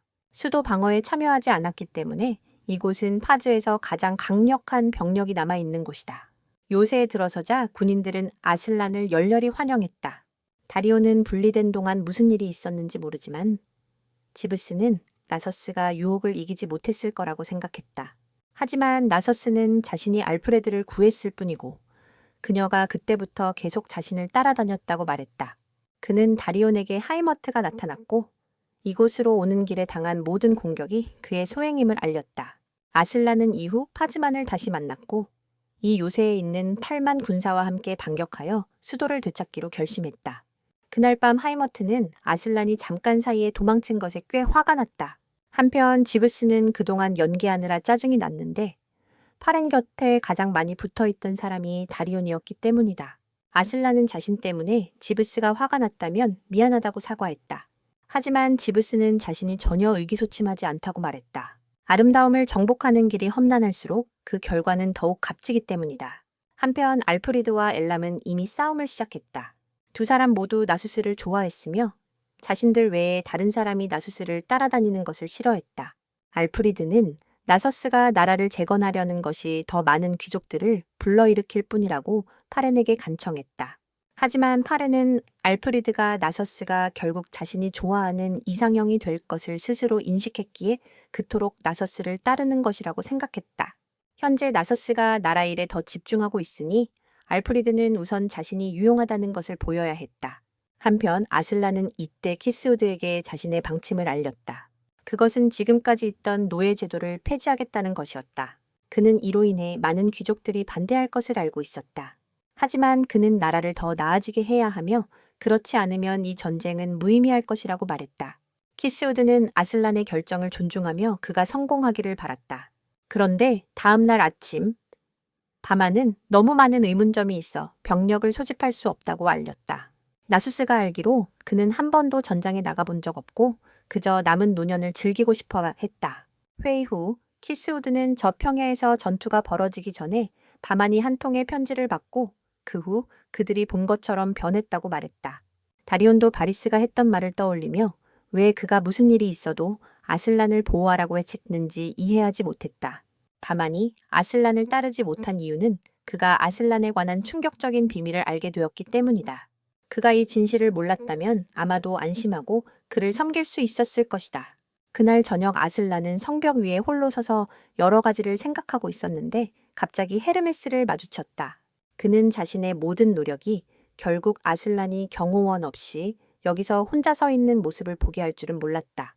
아슬란은 그를 알아차리고 즉시 방어를 위해 칼을 뽑았다. 하지만 헤르메스는 자신이 그를 즉시 죽이지 않고 천천히 그의 팔과 다리를 자를 것이라고 생각했다. 아슬란은 헤르메스와 맞서 싸울 수 없었고 그는 여기저기로 튕겨나갔다. 하지만 그가 횃불을 꺼내어 그를 위협하자 헤르메스는 두려워하며 물러나는 듯했다. 아슬란은 그가 불을 두려워한다는 것을 깨달았고 바로 그때 그의 경호원들이 발견하고 헤르메스와 맞서러 갔다. 그는 나수스, 다리온, 그리고 기지완과 혼자 맞서야 하는 상황에 몰렸다. 하지만 세 사람은 헤르메스의 진짜 정체를 알게 되었을 때 그를 놓치고 아슬란에게로 달려가게 했다. 바로 그때 바흐만이 그를 대신해 공격을 막아주었다. 그는 헤르메스를 다시 만난 것에 놀랐고 사실 그는 이전에 헤르메스를 가르쳤던 사람이다. 바흐만이 아슬란을 보호하는 이유는 바리스가 이 임무를 그에게 맡겼기 때문이다. 그는 이번에 헤르메스가 자신을 존중해 물러나기를 바랐다. 그는 이후 모두에게 쫓아가지 말 것을 요청했으며 헤르메스는 바스의 마지막 왕족이기 때문이다. 바흐만은 아슬란에게 자신을 용서해 달라고 간청한 후 그가 좋은 왕이 되기를 기원하며 떠났다. 바흐만은 바리스가 발견한 비밀을 함께 묻기로 결심했다. 그러나 그때 동쪽 왕국이 군대를 이끌고 공격해 온다는 긴급 보고가 들어왔다. 다른 사람들이 대처 방법을 고민하는 동안 아슬란은 앞 상황에 별로 집중하지 않는 것 같았다. 너는 이름이 언급되자 깜짝 놀랐고 바로 여기서 동쪽 왕국을 저지하겠다고 선언했어. 그 후 나는 동쪽 왕국의 둘째 왕자 라잔을 만났어. 라잔은 지금 바스의 상황이 불안정하다고 생각해서 이것이 최고의 기회라고 봤지. 하지만 그쪽도 별로 나은 상황이 아니었어. 새 왕이 폐위당했고 장남은 꽤 무능했거든. 그래서 라잔은 자신이 왕위에 더 적합하다는 걸 증명하고 싶어 했어. 그 사이 다리온과 나수스는 아슬란에게 성에 남아 안심하고 그들로부터 좋은 소식을 기다리라고 했어. 너도 동의했지만 둘 다 아슬란이 전장에 나가 도우려 한다는 걸 알고 있었지. 너는 너무 자비로웠지만 자비만으로는 왕이 되기에 부족해. 헤르메스는 경비병들이 모두 출전했고 아슬란이 지금 혼자라는 것을 알면서도 계속 암살을 시도하지 않고 철수하기로 선택했다. 한편 다리오는 왜 그들이 1만 군사만 데리고 5만 적군과 싸우는지 의아해했고 나수스는 그들이 세 가지 요소를 갖추고 있다고 말했다. 천시, 지리, 인화. 첫째, 천시는 적군이 원래 따뜻한 지역에 살기 때문에 이 산의 추위를 견디지 못해 빨리 지치게 된다는 것이다. 둘째는 지리, 그들이 이 지역 지형을 잘 알고 있어 적을 포위할 전략을 세울 수 있었다. 그리고 마지막 요소는 인화입니다. 적군, 나서스는 적 병사들을 속이기 위해 미리 계획했습니다. 내부의 적과 외부의 적에게 포위당하면 적은 혼란에 빠져 전투에 집중할 수 없습니다. 라젠 왕자와 그의 군대는 이후 얼어붙은 호수 위로 밀려나 그 위에 갇혔습니다. 나서스와 다리오는 라젠을 포로로 잡고 그의 군대를 제압하기 위해 찾아갔습니다. 하지만 라젠은 저항하며 도망치려 했고 결국 알프리드에게 붙잡혔습니다. 요새로 끌려갈 때 라젠은 아슬란 앞에 끌려 나왔습니다. 아르슬란은 라젠과의 협상을 요청했지만 그는 자신이 이렇게 묶여 있는데 협상할 권리가 없다고 생각했다. 그래서 아르슬란은 사람을 보내서 묶인 줄을 잘라내고 라젠을 초대하기 위해 식사를 준비했다. 그는 라젠과 이야기할 것이 있었다. 그리고 그는 술을 마실 수 없었기 때문에 파렌과 지브가 대신 라젠과 술을 마시기로 했다. 한참 마시다가 지브가 먼저 취해 넘어졌다. 반면 파렌은 여전히 침착해서 라젠도 놀라워했다. 협상으로 돌아가서 아르슬란은 그와 동맹을 제안했다. 그는 라젠이 왕좌를 차지하도록 도와줄 것이고 그 대가로 라젠은 전쟁에서 그를 도와줄 것이라고 했다. 라젠은 네가 그에게 나라를 배신하라고 요구하고 있다고 생각했어. 나르소스가 라제니 형의 왕위를 빼앗기 위해 그들과 공식적으로 손을 잡았다는 소문을 퍼뜨렸거든. 어차피 라제는 형과 전쟁을 벌일 테니 그들이 그 일이 더 빨리 일어나도록 도운 거야. 라제는 완전히 설득되어 그들과 동맹을 맺기로 결정했어. 얼마 지나지 않아 라제는 군대를 이끌고 귀국했으며 아슬란 일행도 함께 데려왔어. 한편 라제네 형은 동생이 왕위를 차지하려고 일어서고 있다는 소식을 듣고 재상을 불러 무언가 조치를 취하라고 했어. 하지만 재상은 라젠의 진영에 스파이를 심어놨으니 태자는 걱정하지 않아도 된다고 했어. 얼마 지나지 않아 라젠과 아슬란 일행의 군대가 라젠 형의 첫 번째 공격과 마주쳤어. 정운이 신속히 돌진하여 손쉽게 승리를 거두었다. 아슬란의 군대는 이후 이국 땅에서 새해를 맞이했다. 아슬란은 파랑과 함께 의식을 치렀고 이후 정운이 모여 새해를 축하했다. 라젠이 아슬란에게 새해 인사를 하러 들렀다. 라젠은 그 후 아슬란에게 부탁이 하나 있었다. 그는 아슬란과 자신의 군대를 양쪽으로 나누어 공격하길 원했다. 하지만 논의 중 다리오는 라젠이 믿을 수 없는 자라고 생각했다. 그리고 라젠이 자신들이 미끼가 되어 그가 가장 유리한 공격을 할 수 있게 하려는 것이라 여겼다. 하지만 나르수스는 아르슬란이 수락하기를 원했지만 길잡이가 필요하다는 추가 조건을 제시했다. 재상에 의해 변장된 스파이가 이후에 보내졌다. 그는 자신을 자스완트라고 소개했다. 그는 이후 아르슬란을 끌어내어 독색에 물리기 전에 처치했다. 그는 겨울이지만 이 따뜻한 지역에서는 뱀이 여전히 활동한다고 생각했다. 떠날 때 지브는 갑자기 자스완트에게 인사하며 몇 마디 나누고 무술을 교류했다. 지브는 자스완트의 무술 실력이 꽤 좋다는 것을 깨닫고 그를 보내주었다. 다리오는 지브의 최근 행동 뒤에 있는 의도를 알지 못했다. 얼마 지나지 않아 군대 전체가 한 요새에 도착했다. 그들은 이 요새를 점령해 행동하기 쉽게 할 계획이었다. 지브와 자스완트는 이후에 성안으로 보내져 대화를 나누게 되었다. 지브는 요새 지휘관을 만나 나라 안으로 들어갈 길을 빌려달라고 요청했지만 지휘관은 자신이 배신자로 몰릴까 걱정했다. 하지만 지브는 다리온이 왕위에 오르면 이 행동으로 상을 받을 것이라고 말했다. 그래서 지휘관은 생각할 시간이 필요하다며 두 사람을 시녀들에게 맡겼다. 그러나 자스완트가 다시 찾아와 자신이 대신의 사람이라며 파즈 군대의 지휘권을 넘겨달라고 말했다. 파즈 군대는 지휘관이 눈치채지 못하는 밤중에 이 요새를 몰래 넘으려 하고 있었다. 하지만 정면으로 싸워 이길 수 없어서 그는 신호를 보내 그가 공격하고 보급대가 뒤에서 따라오게 할 것입니다. 그 후 자스완트는 보급대를 몰래 따라가 신호를 보내려 했지만 스에프가 이를 발견했습니다. 그는 나숫과 자스완트를 주목하고 있다고 생각하여 자신에게 감시를 부탁했습니다. 아슬란의 군대는 이후 보급체에서 빠르게 쏟아져 나왔고 그때 요새의 지휘관이 인내심을 잃고 공격했습니다. 갑작스러운 기습에 그의 군대는 모두 전멸했습니다. 지휘관이 에이슬란을 겨냥해 돌진했지만 다리온이 그의 등을 향해 창을 던져 사망했습니다. 그의 군인들은 도망쳤고 세엡는 그때서야 전력을 다해 자스완트를 제압했습니다. 다음 날 아침 에이슬란은 자스완트를 신문했으며 그는 자신이 고아였기 때문에 대신 총리에게만 복무하고 있다고 말했습니다. 재상께서 그를 길러내셨기에 그는 절대 배신하지 않을 것입니다. 지브가 바로 죽이려 했지만 아슬란은 그를 풀어주기로 선택했습니다. 나수스는 이 일이 그들에게 불이익을 가져올 것을 알았지만 그 불이익이 크게 걱정할 정도는 아니라고 믿었습니다. 그날 밤 엘람과 알프레드는 모두 나수스를 위해 요리하고 싶어 했기에 그는 두 사람의 음식을 모두 먹기로 결정했습니다. 다리오는 나수스도 몇 가지 곤란한 상황에 처한 것 같다고 느꼈습니다. 두 사람은 아슬란이 앞으로 최소 10년간 왕이 되도록 계획을 세웠습니다. 하지만 두 사람 모두 아슬란이 귀족 혈통이 아니라고 의심했습니다. 그러나 아슬란은 누구보다도 왕이 될 자격이 있으니 그들은 계속 그를 섬길 것입니다. 그 사이 태자님은 아슬란 일행이 단 3일 만에 요새를 점령했다는 소식을 듣고 자신의 전투 코끼리로 아슬란 군을 먼저 공격해 분쇄하기로 결심했다. 그날 밤 다리오는 아슬란이 탑에 올라가 깊이 생각하는 것을 보고 그에게 방으로 돌아가라고 말했다. 그때 너는 자신이 누구인지조차 모르는 상태였다. 그리고 너는 왕족이 아닌 것 같았다. 하지만 다리온에게 너는 가장 소중한 존재였다. 그저 그 사실만 알면 충분하다. 얼마 지나지 않아 엘람이 와서 태자가 행동을 개시해 전투 코끼리를 이끌고 나갔다고 알렸다. 그리고 라자는 태자군보다 먼저 그들에게 접근하고 있었다. 하지만 지금 그들이 직면한 문제는 태자의 군대가 15만 명에 달한다는 것이다. 라잔의 군대는 5만 명에 불과하고 우리 측은 겨우 2만 명이다. 이처럼 병력 차이가 압도적이기 때문에 설령 우리가 양쪽에서 협공하더라도 태자는 일부 병력을 보내 우리를 견제하기만 하면 된다. 그 사이에 주력 부대가 라잔의 군대를 괴멸시키면 만약 그런 일이 벌어지면 작전은 실패할 것이다. 자스완트는 이미 돌아왔고 태자에게 꾸중을 들었다.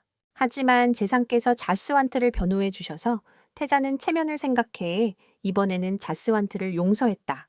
태자가 떠난 후 제상은 자스완트의 실패가 상대편 군사의 뛰어난 지략 때문이라고 판단했다. 또한 태자가 확고한 신뢰를 잃으면 가까운 신하들의 신임도 곧 잃게 될 것이다. 다리오는 이때 태자의 군대가 나수트가 예측한 대로 두 갈래로 나뉘었다는 소식을 들었다. 하지만 그들은 여전히 대응책이 있었다. 라잔만은 상황이 좋지 않을 것이다. 다리오는 만약 이후에 아르슬란이 헤맥과 다시 맞서게 된다면 그가 충분히 준비가 되었을지 걱정했다. 그 사이 라잔과 그의 형은 평원에서 마주쳐 전투를 벌였다. 몇 마디 격려의 말을 주고받은 후 양쪽 모두 출병을 시작했다. 태자의 기병대가 선두에 서서 강을 건너 공격했다. 하지만 보병은 강을 건너기 어려워 점차 기병대와 분리되었다. 그리하여 코끼리 떼가 풀려나 라잔의 군대를 평정하기 시작했다. 라잔은 화살을 쏘아 공격했다. 하지만 코끼리들은 그 화살들에 전혀 상처를 입지 않았다. 라잔은 코끼리들이 어떻게 이렇게 추운 날씨에 싸울 수 있는지 몰랐다. 분명 코끼리들은 약물을 먹여서 미쳐 날뛰게 한 것이다. 라잔이 아슬란의 군대가 어디 있는지 모를 때 아슬란과 새로 점령한 요새가 태자의 군대에게 포위되어 지원이 불가능하다는 소식을 들었다. 하지만 라잔이 완전히 무력해졌을 때 아슬란의 군대가 실제로 도와주러 왔다. 아슬란의 군대는 매우 빠르게 돌진해 라잔을 만났다. 그들은 태자의 군대가 아무도 없는 요새를 공격하며 속임수에 당하고 시간을 낭비했다고 말했다. 하지만 도착해서 지원했음에도 불구하고 그들은 여전히 코끼리 떼를 상대할 방법을 찾아야 했다. 다리오는 그들이 코끼리를 상대할 방법이 있다고 생각했다. 다리오는 군대를 이끌고 코끼리 떼 쪽으로 돌진한 뒤 갑자기 군대를 좁혀서 방향을 틀어 도망쳤다. 코끼리 떼는 그렇게 쫓아왔고 자스완트는 태자에게 코끼리 떼를 멈추라고 요청했지만 불길한 예감이 들었다. 하지만 태자는 듣지 않고 피를 끓이며 계속 쫓아갔다. 결국 다리온이 군대를 피하게 하여 코끼리 떼가 미리 배치한 투석기 쪽으로 돌진하게 만들었다. 나르소스는 코끼리가 민첩한 생물이 아니어서 통제하기 어렵다고 생각했다. 동시에 그들은 코끼리의 두꺼운 가죽을 뚫을 수 있는 거대한 화살촉도 제작했다. 다리오는 이때 뛰어올라 태자의 코끼리를 공격해 제압했다. 하지만 자스완트가 말을 달려와 태자를 구출한 뒤 도망쳤다. 파렌이 쏘려 하자 아슬란이 다시 한번 막아섰다. 이번 승리는 역사에 기록되었다. 태자는 매우 화가 나 자스완트가 도망치게 하여 자신의 명예를 훼손했다고 생각했다. 곧 두 형제의 아버지인 왕이 깨어났다는 소식이 전해졌다. 태자는 찾아가 라잔이 왕위를 차지하려 한다는 사실을 아버지에게 알렸다. 그래서 그는 왕에게 자신의 후계권을 물려주도록 유도하고 싶어 했다. 하지만 왕은 자신의 두 아들을 너무 잘 알고 있었기에 결투를 열겠다고 발표했다. 그리고 왕자는 감히 책임을 질 수 있는 사람이 아니므로 그는 분명히 대결할 사람을 찾을 것이다. 그리고 현재 라잔이 가장 믿고 있는 사람은 다리온이다. 하지만 다리온은 자신이 알스란을 돕고 있다고 생각한다. 알란의 명령이 없다면 그는 싸우지 않을 것이다. 라잔은 알스란에게 도움을 요청했고 그는 그를 도와줄 수밖에 없었다. 그 후 알스란은 다리온에게 부탁했고 그는 거절할 수 없었다. 다리온과 나수스는 지금 왕자 쪽에서도 분명히 까다로운 상대를 선택할 것이라는 것을 알고 있었다. 하지만 두 사람은 아르슬란의 출신 문제에 대해 더 많은 생각을 하고 있었다. 어쨌든 다리온은 아르슬란이 어떤 출신이든 그를 섬기기로 결심했다. 왕자는 다리온이 싸울 사람이라는 소식을 듣고 매우 화가 났다. 그는 미친 범죄자 같은 괴물을 풀어줘서 그가 대신 싸우게 할 수밖에 없었다. 얼마 지나지 않아 아르슬란의 일행은 수도에 도착했다. 그들은 이곳의 주민들이 자신들을 그리 환영하지 않는 것 같다는 것을 느꼈다. 여기에는 손님이 찾아온 적이 없었기 때문에 이해할 만한 일이다. 모두가 그 후 결투를 지켜보기 위해 경기장에 모였다. 아슬란은 라잔 왕과 다리운을 만날 기회를 가졌고 다리운도 경기장에 들어섰다. 하지만 반대편에서는 그 괴물이 모습을 드러냈다. 그는 경비병을 날려버리고 앞으로 나아갔다. 그는 사슬을 부수고 연을 잡고 경기장 안으로 들어갔다. 아슬란이 라잔에게 그 괴물에 대해 묻자 그는 다리운이 괜찮을 거라고 생각했다. 하지만 그 괴물은 다리운이 너무 일찍 죽지 않기만을 바랐다. 경기가 시작되자마자 괴물은 돌진해 연속 공격을 퍼부으며 다리운의 방패를 곧 날려버렸다. 하지만 다리운이 반격하여 그에게 한 번 베었다. 그러나 이 베임은 깊지 않아 그 괴물은 계속해서 맹렬히 공격할 수 있었다. 파렌도 이 녀석이 진짜 사람 탈을 쓴 괴물임을 인정했다. 다리운은 인간 상대로는 무적일 수 있지만 저 괴물 같은 녀석 상대로는 확신할 수 없었다. 하지만 그녀는 아슬란에게 침착하라고 전했다. 그 괴물은 계속해서 다리운의 검을 내리쳐 결국 검을 반으로 부러뜨렸다. 그는 한 방을 휘둘러 다리운의 투구까지 날려버렸다. 다리운의 상황이 매우 어려워 보였지만 나수스는 여전히 침착해 보였다. 다리운은 계속해서 공격을 피하려 했고 그 괴물의 등에 한번 찔렀다. 하지만 그는 다리운을 링 바닥으로 날려버릴 만큼 강하게 반격했다. 그의 무기가 더 이상 효과가 없자 아르슬란은 매우 불안해졌다. 그는 라잔에게 질문을 던졌고 만약 다리운에게 무슨 일이 생긴다면 신 앞에 맹세하겠다고 말했다. 그는 라잔의 목을 베겠다고 했다. 그리고 다리운이 라잔을 대표하게 된다는 사실을 알게 된 후 그를 감옥에서 꺼내주겠다고 했다. 그는 또한 왕자가 아르슬란과 같은 신하를 걱정할 줄 알았다면 오래전부터 그에게 왕위를 물려주었을 것이라고 말했다. 그는 이제 왕위를 차지하는 데 아무런 장애물이 없다는 것을 알고 이 조언을 기억할 것이다. 지금 나서스가 일어나 다리우스에게 바로 행동하라는 신호를 보냈다. 그 자가 돌진해 왔지만 다리우스가 불붙는 장비옷을 그의 얼굴에 던졌다. 태자는 그 괴물이 빨리 승리하거나 감옥으로 돌아가길 원해 다리우스를 붙잡으려 했다. 하지만 그는 칼을 뽑아 괴물의 목을 찔러 목숨을 빼앗았다. 왕은 이후 다리우스가 승리했다고 선언했다. 나서스는 다리우스가 적의 집중을 흐트러뜨리고 몸에 숨긴 단검을 사용한 것을 알아챘다. 하지만 그 태자는 배신하며 이 결과를 인정하지 않았다. 그는 칼을 뽑아 왕에게 도전을 요구했다. 그도 사람을 끌어내 공격을 감행해 라이젠도 행동할 수밖에 없었다. 아슬란 일행은 더 이상 두 형제 간의 갈등에 관여하지 않기로 하고 재빨리 떠났다. 하지만 태자의 군사들은 그들을 겨냥했다. 아슬란이 한 명에게 겨냥당하려 할 때 작슈안이 와서 그를 구했다. 그는 이것이 국가 내부 문제라고 생각했다. 다른 왕실이 끼어들면 나라 전체의 수치가 될 것이다. 재상은 태자에게 패배를 인정하라고 권했다. 하지만 그는 거부하며 재상을 베어 군사들을 충격에 빠뜨렸다. 다리오는 결투 결과에 불만이 있는 사람이 있다면 자신과 한판 붙자고 말했다.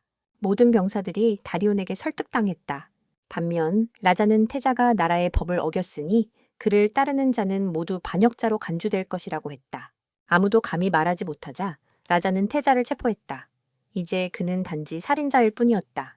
그 후 자슈안이 재상에게 달려갔고 재상은 잘못된 사람을 섬긴 결과라고 생각했다. 그는 자슈안이 자신의 잘못된 길을 따르지 않길 바라며 떠났다. 얼마 지나지 않아 왕은 다시 병에 걸렸고 자신이 곧 떠날 것을 알았다. 그래서 그는 두 자식이 더 이상 서로 다투지 않길 바랐다. 그리고 그는 라잔이 자신의 형을 용서해 주길 바랐습니다. 라잔은 그에게 약속했고 고디어 왕도 세상을 떠났습니다. 그의 승려 서품식은 조기에 거행되었고 많은 이들이 승려 서품을 지키러 와서 왕이 얼마나 훌륭히 일을 해냈는지 모두가 보았습니다. 라잔은 왕 앞에서 울고 있었지만 대부분은 그가 연기하는 것이라 생각했습니다. 하지만 나르소스는 그것이 진심이라고 믿었습니다. 얼마 지나지 않아 라잔은 석방되어 아슬란을 만나러 갔습니다. 그가 라잔에게 앞으로 무엇을 할 거냐고 묻자 라잔은 이곳이 더 이상 자신을 위한 곳이 아니라고 생각했습니다. 그래서 그는 라잔에게 자신과 함께 가자고 제안했습니다. 하지만 라잔은 이후 아르슬란을 오늘 밤 만찬에 초대하기 위해 찾아왔다. 그는 이 만찬이 어떤 의미인지 모르고 있었다. 그날 밤 구태자에 나타난 것은 모든 것에 대한 답이었다. 나르소스는 이것이 그의 처형 전 마지막 만찬이라고 말했다. 그는 이후 라잔 앞에 무릎을 꿇고 목숨을 살려달라고 부탁했다. 하지만 라잔은 절대 그렇게 두지 않을 것이다. 그는 아르슬란을 보자마자 한 병을 깨뜨리고 조각을 들고 아르슬란을 공격하려 했다. 하지만 키스우드의 독수리가 그를 보호하고 태자의 한쪽 눈을 물어버렸다. 라잔은 그를 더 이상 살려두고 싶지 않았고 그의 죽음이 연회에 방해가 되지 않도록 즉시 처형했다. 다음 날 태자 머리가 궁전 밖에 놓여져 시민들이 기억하게 되었다. 라잔이 왕위에 오르는 것을 도왔기 때문에 이제 그는 아르슬란이 왕국을 되찾는 것을 도와주고 싶어 했다. 그래서 그는 그의 기병 500명을 빌려주겠다고 제안했다. 그는 관대하게도 원한다면 3,000명의 군대를 빌려주겠다고 했다. 그래서 아르슬란은 받아들이기로 했다. 하지만 그가 떠나자 라잔은 자신이 여전히 교활하다는 것을 드러냈고 라잔은 그 3,000전명의 군대가 일시적으로 아르슬란의 상황을 감시하는 스파이가 될 것이라고 측근에게 알렸다. 그가 방심하게 되면 그는 아르슬란에게 교훈을 줄 것이다. 하지만 이 이야기를 자수한가 들었다. 얼마 지나지 않아 에스란 일행은 귀국길에 올랐다. 그들은 라잔의 3,000명의 군대가 따라와 준 것에 매우 기뻐했고 이 군대의 지휘관은 아무런 의심 없이 명령을 따랐다. 하지만 밤이 되자 라잔은 몰래 공격을 개시해 아스란의 진영으로 몰려들었다. 그러나 또 한 번 라잔은 함정에 빠져 알스란 군대의 매복에 걸렸다. 3,000 기병대 지휘관은 쓰러졌고 라잔은 알스란의 모든 측근에게 포위되었다. 그는 그들이 발견한 줄 몰랐다. 이때 알스란은 그를 죽이지 않고 2년 동안 팟에서 자신과 함께 있게 하겠다고 말했다. 하지만 나르수스는 라잔의 부재를 이웃나라에 통보하는 편지를 보내고 싶어 했다. 라잔은 이웃나라들이 오래전부터 그의 나라를 노리고 있었기 때문에 매우 두려워했다. 2년 동안 부재하면 그는 돌아갈 나라가 없을 수도 있다. 그래서 아르슬란은 그가 3년 동안 침략하지 않겠다는 조약에 서명할 것을 제안했다. 그는 서명하고 돌아가는 것 외에는 다른 방법이 없었다. 알프레드는 왜 그를 더 긴 조약에 서명하게 하지 않았는지 궁금해했지만 나르수스는 그놈이 그렇게 오래 기다리지 않을 것이라고 생각했다. 그래서 그들은 라잔에게 3년 동안만 기다리게 하고 그 기간 내에 나라를 되찾아야 했다. 아르슬란은 자신이 라잔에게 이렇게 당한 것은 자신이 너무 나약했기 때문임을 알고 있었다. 그래서 너는 그를 연결할 수 없다. 현재 자수안트는 아르슬란에게 만약 그의 나라와 팟과 전쟁을 벌인다면 그는 여전히 조국을 지킬 것이라고 말했다. 하지만 알스란이 그를 여러 번 구했기 때문에 그는 너를 위해 싸울 것이다. 너와 라잔 간의 전쟁이 일어날 때까지. 그렇게 알스란은 새로운 경호원을 얻었고 전쟁은 이제 팟으로 돌아갈 것이다. 얼마 지나지 않아 기는 보딘이 중요한 성을 점령하고 그곳에 고립되어 그의 목적을 달성할 때까지 기다리고 있다는 소식을 들었다. 첫 번째 목표는 왕과 왕비를 처형하는 것이다. 동시에 성국의 왕에게 자신의 어리석은 실수에 대해 조속히 후회하도록 강요할 것이다. 기는 보딘의 명령을 따르고 싶지 않았기 때문에 그 성을 빨리 되찾아야 했다. 샴은 이제 헤르메스의 부하가 되었고 그는 헤르메스에게 그 성을 탈환하여 파즈를 재건하고 헤르메스가 다스리는 기초를 세우라는 임무를 요청하기로 결정했다. 헤르메스는 이후 다른 좋은 방법이 없음을 인정했다. 그 후 샴은 감옥에 가서 전 파즈 왕을 만났다. 샴은 그가 자신의 형과 헤르메스를 죽인 자인지 알고 싶어 했다. 하지만 왕은 샴이 진실을 알더라도 무슨 소용이 있겠냐고 여겼다. 샴은 왕을 압박할 시간이 많지 않아 어쩔 수 없이 떠났다. 한편 헤르메스는 보딘 사건 처리를 위해 기를 만나러 갔다. 기는 동의했고 헤르메스가 어떤 음모를 꾸미고 있더라도 그가 대신 보딘 사건을 해결하고 손해를 감수하는 것이 직접 처리하는 것보다 낫다고 부하들에게 알렸다. 헤르메스는 얼마 지나지 않아 10,000명이 넘는 군대를 모아 보딘을 처리하고 성을 탈환하기 위해 출정했다. 주민들에게 주변 상황을 묻던 중 샴은 최근 몇몇 성전기사단 기사들이 도둑으로 변장해 백성들을 착취하고 있다는 사실을 알게 되었다. 그리고 한 쥐눈이 남자가 그들을 처리하고 있었다. 묘사를 듣고 샴은 그가 누군지 짐작할 수 있었고 헤르메스의 허락을 받아 그를 영입하러 가기로 했다. 그 사람이 바로 쿠버트였다. 그는 예전 사포에 살다가 잡혔었다. 쿠버트는 이제 누구에게도 복종하지 않고 술과 여자에 빠져 방황하고 있었다. 하지만 샴은 그를 헤르메스, 파즈의 진정한 왕을 위해 복무하도록 초대했다. 얼마 지나지 않아 헤르메스의 군대가 보딘이 점령한 요새 앞에 도착해 그를 자극하기 위해 성당을 불태웠다. 보딘은 원래 성격이 급해서 즉시 군대를 이끌고 나와 싸웠다. 지금 이 순간 산더가 아직 살아있음을 알 수 있고 샴은 하루 동안의 전투 후 공격 준비를 위해 군대를 분산시켰다. 보딘의 군대는 이치 1000명을 잃었고 남은 병력은 요새 안에 진지를 구축하기로 결정했다.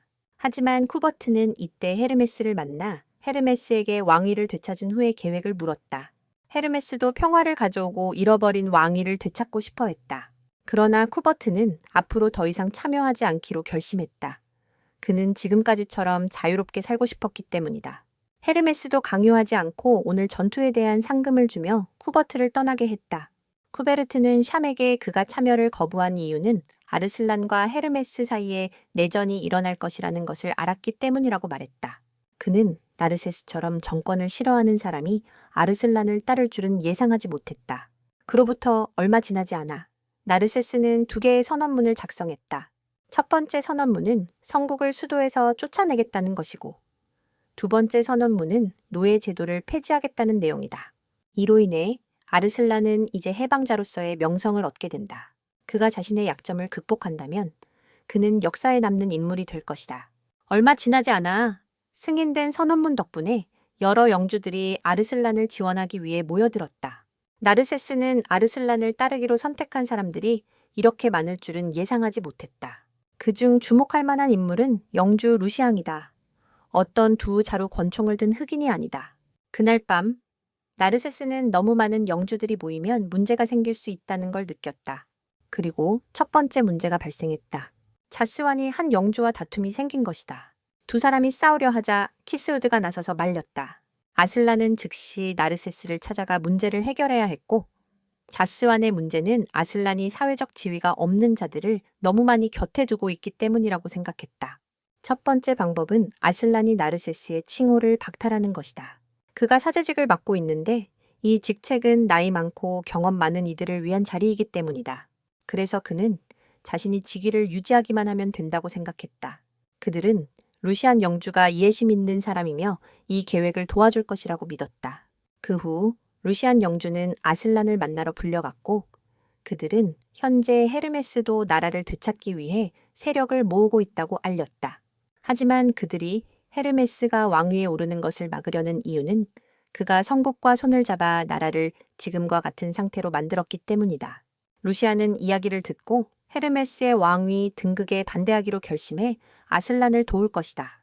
하지만 아슬란은 왕이 바로 헤르메스의 아버지를 죽이고 왕위를 빼앗았다는 소문을 들었기에 헤르메스가 복수하려는 마음을 이해할 수 있었다. 그는 먼저 백성을 해방시키는 데 집중하고 그 후에 다른 일들을 생각할 것이다. 나르쇼슨 이후 다리온과 아슬란이 아직 너무 어려서 그 많은 책임을 감당하기 어렵고 아슬란이 아버지의 죄를 대신 갚기 위해 왕위를 헤르메스에게 넘길 수도 있다는 점을 부정할 수 없다고 논의했다. 그래서 그들은 아슬란에게 왕위가 얼마나 큰 책임을 지는 자리인지 보여줘야 했다. 그래야 그가 함부로 왕위를 남에게 넘기지 못하게 할 수 있다. 그 사이 헤르메스와 군대는 요새를 완전히 점령했다. 보딘과 다른 자들은 이미 도망쳐버렸다. 헤르메스는 그들이 신과 자신의 지휘관에게 버림받은 것이 정말 불쌍하다고 느꼈다. 그동안 이토이는 자신이 이 소대의 지휘관으로서 자격이 없다고 느꼈다. 왜냐하면 많은 대원들이 뒤에서 자신을 험담했기 때문이다. 하지만 이토이는 그들의 말이 틀리지 않다는 것을 알고 있었다. 이토이는 결국 자신이 여자임을 드러내고 몰래 부대를 떠나 순찰을 나갔다. 이토이는 한 상인에게 발견되어 병사들을 위한 보급품을 전달하는 일을 맡게 되었다. 이토이는 이후 아슬란 군대가 연 파티에 몰래 들어가 안에 있는 병사들에게 술을 따랐다. 이토이는 파즈 군대가 곧 반란을 일으킬 것을 알고 있었지만 성국은 절대 패배하지 않을 거라 생각했다. 이토이는 이후 파티를 떠나 혼잣말로 욕을 하다가 알프레드에게 들켰다. 알프레드는 자신도 파티에서 환영받지 못해 몰래 나왔다고 말했다. 알프레드는 자신이 나수스를 얼마나 좋아하는지 이야기했고 이토이는 파즈 군인이 젊은 여자를 잡아와 아내로 삼는다고 오해했다. 이전에 이토이가 술을 따라준 병사가 다가와 작업을 걸자 이토이는 그를 때려 눕혔다. 아슬란이 우연히 이를 보고 이토이는 아슬란이 아직 살아있다는 사실에 놀랐다. 이토이는 아슬란이 자신을 알아보지 못하는 것을 눈치채고 두 사람은 함께 그 병사를 구석으로 끌고 갔다. 아르슬란은 이후 이토이를 군인들에게 발각되지 않게 이곳을 떠나도록 도와주기로 결심했다. 지브는 두 사람을 모두 보았고 사랑의 여신이 그를 인도해 주기를 바랐다. 아르슬란은 이후 이토이를 성벽으로 데려가 잠시 이야기를 나누었다. 아르슬란은 이토이가 왜 여기 있는지 모르자 그녀는 자신의 가족이 어려워서 돈을 벌어야 한다고 거짓말을 했다. 아르슬란이 도와주고 싶다고 하자 그녀는 필요 없다고 말했다. 이토이는 아르슬란 같은 사람이 여기서 무엇을 하고 있는지 궁금해하자 그는 자신이 고향을 되찾기 위한 전쟁에 참여할 예정이라고 말했다. 그는 또한 이토이가 자신에게 동기를 부여하고 세상을 어떻게 인식하게 해주었는지 이야기했다. 그는 자신의 나라의 좋은 점과 나쁜 점을 깨닫게 해주었다. 그래서 너는 나라를 점차 나아지게 만들고 싶어 하는구나. 이토이는 아르슬란이 자신이 만난 약한 사람들과는 다른 성숙한 사람이라는 것을 예상하지 못했다. 이토이는 너가 자신의 존재에 자부심을 가져야 한다고 생각했고 그 덕분에 아르슬란은 자신의 결심을 찾았다. 그 후 아르슬란은 이토이를 성 밖으로 데리고 나가 상인의 차를 통해 도망쳤다. 이토이는 아르슬란의 이름을 묻는 것을 잊었지만 전장에서 다시 만날 수 있기를 희망했다. 다음 날 아르슬란은 신하들을 만나고 헬메스가 진정한 혈통을 가진 사람임에도 불구하고 그에게 왕위를 부탁하지 않기로 결심했다. 너가 왕이 되어야만 노예 해방을 선언할 수 있다. 아르슬란은 그들이 이 길에서 자신을 도와줄 수 있기를 희망했다. 모두가 무릎을 꿇고 아르슬란의 소원을 현실로 만들기로 결심했다. 며칠 후 루시안이 제사장의 일을 맡아주었기 때문에 나르수스는 군대 일을 더 많이 신경 쓸 수 있었다. 그와 다리우는 다시 한번 지난번 귀족과 함께한 자스완 시그미치를 보았다. 그 이름은 자라이며 한 영주의 아들이다. 자라는 다리운의 지휘 아래에서 행동해야 하는 것에 불만을 품고 있었고 전선에 나가 자신을 드러낼 기회를 갖지 못했다. 지브는 양쪽에 더 이상 논쟁하지 말고 그가 연주하는 것을 들어보라고 요청했다. 나르수스는 잘에게 적절한 해결책을 제시하겠다고 약속하며 다가갔다. 자라는 그를 무시하고 떠났다. 자라는 아슬란이 너무 많은 의심스러운 자들을 중요한 직책에 앉혔다고 생각했다. 나르수스는 이후 현재의 몇 가지 불화를 해결할 계획을 고민했다. 한편 쿠버트는 키스우드 성으로 가던 중 샌더의 부하들에게 발견되었다. 그들은 쿠버트가 헤르메스를 배신하려 한다고 생각해 그를 처리하려 했다. 그는 자신이 다시 샘과 맞서야 할 것 같아 미안하다고 말했다. 그 사이 지브는 사부르의 동생 에스파한을 만났다. 에스파한은 지브가 예전에 사부르를 쏘아 죽인 것에 불만을 품고 있었다. 에스파한은 지브가 사부르의 죽음에 책임이 있다고 생각했지만 지브는 자신이 사부르를 고통에서 해방시켰을 뿐이라고 주장했다. 두 사람은 이후 서로 싸우기 시작했고 많은 사람들이 에스파한 편을 들었다. 하지만 지브는 자신이 항상 아슬란 곁에서 도와준 사람이라며 그들과는 다르다고 주장했다. 아슬란이 도착하자 파렌이 두 사람을 말리기 위해 나섰다. 다리오는 지브가 먼저 에스파한을 도발했다고 생각했지만 지브가 다리온까지 조롱하자 아슬란은 더 이상 양보하지 않고 지브를 추방하기로 결정했다. 지브는 신경 쓰지 않고 성공을 빌며 떠났다. 하지만 이것은 나르수스의 계획이었다. 그는 지브가 악역을 맡아 상황을 잠시 진정시키길 원했다. 지브는 떠났지만 나르수스가 부탁한 사람을 찾으러 간 것이었다. 그들은 아슬란을 왕위에 올리기 위해 이 사람이 필요했다. 며칠 후 아슬란의 군대는 수도를 되찾기 위해 출발했다. 기는 소식을 듣고 산길에서 흩어져 있던 모든 군대를 수도로 집결시켰다. 헤르메스는 신경 쓰지 않았는데 어차피 곧 스스로 돌아와 아슬란의 목을 가져올 것이기 때문이었다. 기는 가능한 한 헤르메스를 계속 이용할 생각이었다. 그 사이 아슬란의 군대는 행군을 시작했고 다음 목표로 앞에 있는 요새를 점령하기로 했다. 그 요새에는 공격할 수 있는 오솔길이 있었지만 시간을 낭비하지 않고 요새를 정면으로 공격할 계획이었다. 아슬란은 무의미한 전투에 인력을 낭비하고 싶지 않아 거절했다. 그런데 다음 날 행군 중 자라는 조급해져서 자신의 실력을 증명하고 싶어 군을 이끌고 앞으로 나아갔다. 에스파한도 공을 세우고 싶어 해서 투스크도 그냥 지나칠 수 없었어요. 세 사람은 수천 명의 군대를 이끌고 오솔길로 진입했지만 매복을 당해 퇴로가 막혔습니다. 아슬란은 일찍 소식을 듣고 나수스가 두 가지 선택지를 주었죠. 하나는 사람들을 구하러 가는 것, 다른 하나는 버리는 것이었습니다. 물론 구하러 가는 것은 꽤 어려웠습니다. 하지만 아슬란은 먼저 정찰대를 보내고 그 뒤를 이어 구조대를 보냈습니다.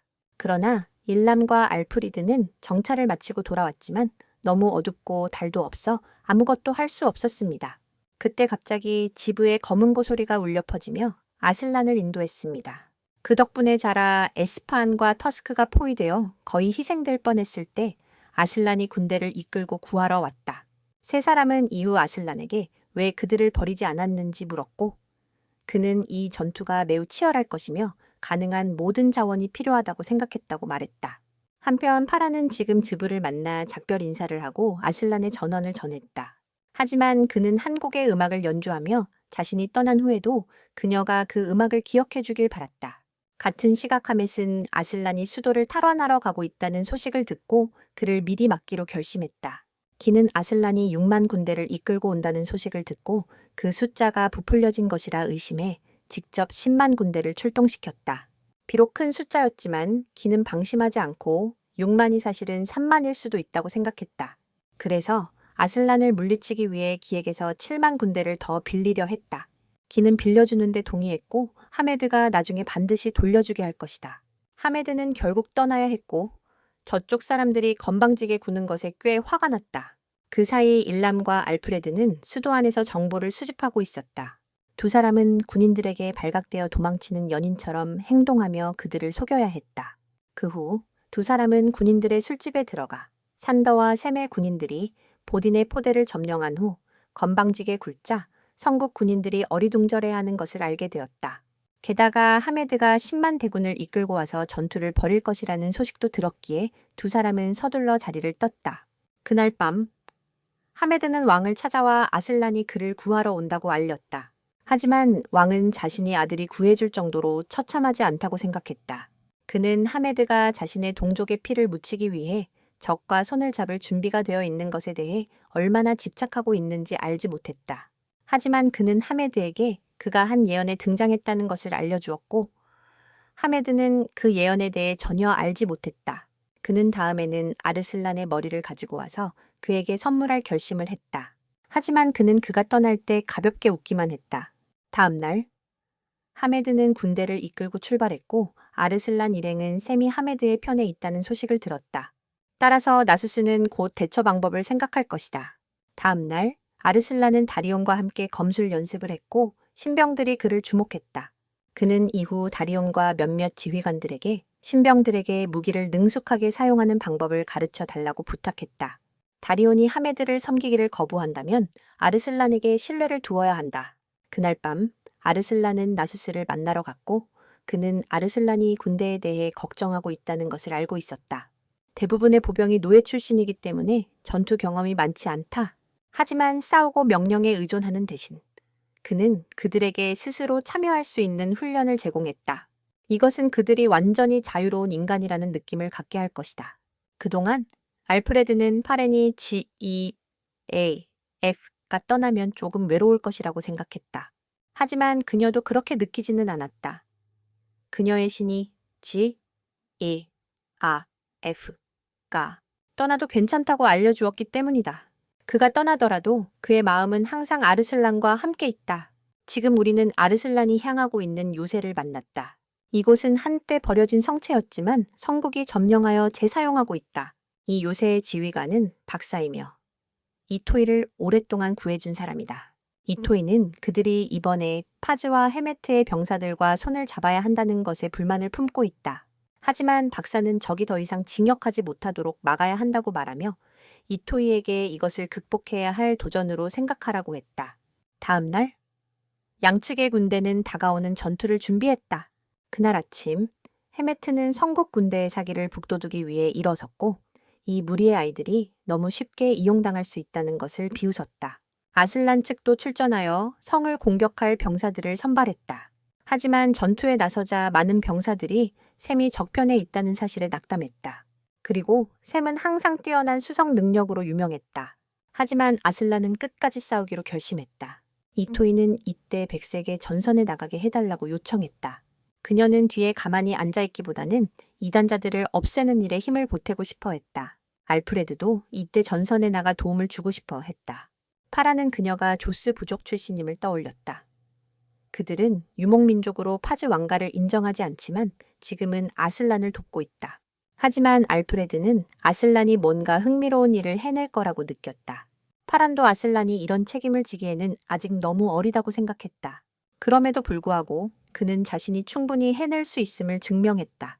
그 사이 아슬란 측의 공성대는 점점 지쳐가서 산더의 기병대가 출전해 싸우기 시작했다.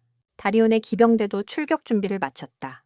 자흐라와 자스와는 이제 서로의 원한을 접고 함께 싸우기로 했다. 아슬란은 키스우드 쪽도 무사하길 바랐다. 키스우드는 지금 군대를 이끌고 하수구를 공격 중이었는데 샘이 그곳에서 막아섰다. 키스우드는 재빨리 전투를 멈추고 헤르메스를 도운 샘을 추궁했다. 왕좌의 눈이 멀어 자기 백성을 해치는 자였다. 하지만 샘은 헤르메스가 지금은 눈이 멀었을지 몰라도 시간이 지나면 분명 좋은 군주가 될 거라 믿었다. 그러나 키스우드는 그런 왕을 절대 받아들일 수 없었다. 헤르메스는 현재 전선 상황과 특히 샌더가 독단적으로 행동한 사실을 통보받았다. 큐버트도 전장에 도착해 성국 군과 싸우기 시작했다. 이토이는 전투 중이었지만 이번이 처음으로 피를 흘리는 듯했다. 이토이는 말에서 떨어져 쓰러졌고 근처에 있던 일람을 발견해 그를 따라갔다. 그동안 샌더는 아르슬란의 대형 중앙으로 돌진하여 뒤쪽의 진지를 겨냥했다. 하지만 여기서 공격했을 때 그것은 나르소스가 만든 가짜 진지였다. 이것은 그가 이전에 아르슬란에게 가르쳤던 적을 유인하는 전략이었다. 샌더의 군대는 이후 매복에 걸려 전멸했다. 그가 도망칠 수 있었던 것은 다리온과 마주쳤기 때문이다. 그는 샌더가 정말로 대담하다는 것을 느꼈고 다리온은 여전히 복수를 원했다. 그리고 헤르메스가 왕위에 오르면 칼란이 진정한 왕에 대해 알게 될 것이라고 믿었다. 그리고 헤르메스가 왕좌를 되찾도록 도와주기로 선택했다. 키스우드에 관해서는 그는 샘과 싸우고 싶지 않았지만 샘은 둘 다 각자의 길이 있다고 생각했다. 한 숲에 두 마리 호랑이는 있을 수 없다. 한 나라의 두 왕은 있을 수 없다. 샘은 나중에 검을 빼앗겼지만 병사들이 그를 지켰다. 적들도 몰려와 키스우드는 포위당했다. 다리온은 산더와 같은 주인을 섬겼다면 둘이 동료가 될 수 있었을 텐데 안타까워했다. 그는 이후 산더와 함께 더 가벼운 창을 들고 다리온이 먼저 공격해 산더를 쓰러뜨렸다. 하지만 그 마법사가 나타나서 샌더의 시체를 사라지게 했다. 그 사이 아르슬란은 그들의 캠프가 발각되었음을 깨달았다. 그리고 그를 발견한 사람은 이토이였다. 이토이는 여기서 그를 만날 줄은 몰랐다. 하지만 이토이는 자신이 아르슬란의 목을 베러 왔다고 생각했다. 그래서 그는 자신이 그녀가 찾고 있는 아르슬란임을 알렸다. 이후 이토이가 아르슬란을 공격하려 하자 엘람이 그를 보호했다. 엘람은 부상을 입었고 이토이는 그들이 포위당할 것 같자 후퇴하기로 결정했다. 이토이는 군사들과 함께 후퇴했고 나수스는 알프레드에게 이토이를 따라가 성체로 통하는 비밀 통로를 찾아달라고 부탁했다. 엘람은 심각한 부상을 입지 않아 아직 괜찮았다. 이토이는 자신이 이렇게 오랫동안 속아왔다는 사실에 놀랐다. 알프레드는 여전히 뒤를 따르고 있었다. 그날 밤 다리온이 돌아왔고 아슬란은 자신이 그날 목숨을 구해준 사람에 대해 이야기해 주었다. 다리온은 이토이를 기억해냈고 이제는 군사들의 사기를 북돋우기 위해 전장에 나가기로 결심했다. 아슬란은 자신이 아버지 왕처럼 될 수 없다는 것을 알지만 할 수 있는 모든 것을 하고 싶어다 했다. 나수스는 이후 알프레드의 부하로부터 새벽이 밝으면 그녀가 성문을 열어줄 것이라는 소식을 들었다. 아르슬란은 군인들의士气를 높이기 위해 연설을 했다. 그로 인해 모든 군대는 열렬히 성으로 돌진했다. 해가 떠오르자 알프레드의 군대가 성으로 쏟아져 들어와 외부 군대를 위해 문을 열기 시작했다. 그녀와 군인들은 몇몇 사람들을 도와 문을 열었다. 외부에서 바토스, 에스판, 자흐라가 알프레드의 그룹을 지원했고 문이 열리자 그들은 곧바로 들어와 혼란을 일으켰다. 그 덕분에 아르슬란의 군대는 빠르게 성문에 도달해 들어갈 수 있었다. 다리우스가 성벽으로 말을 이끌고 들어가는 순간은 성전 군대가 진정으로 혼란에 빠진 순간이었다. 아르슬란은 군대를 성 안으로 깊숙이 이끌었지만 그들은 곧 양쪽에서 포위당했다. 쿠버트가 갑자기 달려나와 아슬란을 뒤에서 도왔다. 그는 너와 함께하기로 선택했고 네가 그의 기대를 저버리지 않길 바랐다. 그 후 일행은 계속 앞으로 나아갔고 여기 있는 비계 때문에 말에서 내려야 했다. 헤르메스는 성국 병사들이 얼마나 희생되든 신경 쓰지 않았다. 그가 아슬란을 쓰러뜨리기만 하면 완전한 승리를 거둘 것이다. 그들은 이후 샘과 마주쳤고 나수스는 다리우스가 아슬란을 진입시키도록 남아 싸웠다. 그들은 내부의 수많은 궁수들에게 막혔다. 하지만 파렌이 나서서 악한 자들의 화살이 자신에게 닿지 않을 것이라 믿었다. 그것은 신이 그녀에게 내린 축복이었다. 아슬란과 다리우스는 그 후 앞으로 나아가 헤르메스의 자리까지 다다랐다. 헤르메스는 그가 아무리 멀리 가도 결국 여기서 자신의 손에 죽을 것이라 생각했다. 하지만 그는 헤르메스에게 자신이 군왕이 되는 길을 돕도록 기회를 주었다. 그는 자신을 도와준 이들에 대한 책임감 때문에 왕좌를 기억할 수 없었다. 그때 샘은 물러나 헤르메스를 지원하기로 선택했다. 다리우스는 헤르메스와 맞서 싸우며 두 사람은 이곳에서 끌려나갔다. 바크사는 이때 아슬란이 아마도 좋은 왕일 것임을 깨달았다.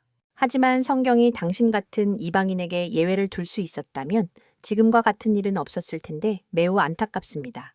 다리우스와 헤르메스는 지금 밖에서 치열하게 싸우고 있었습니다.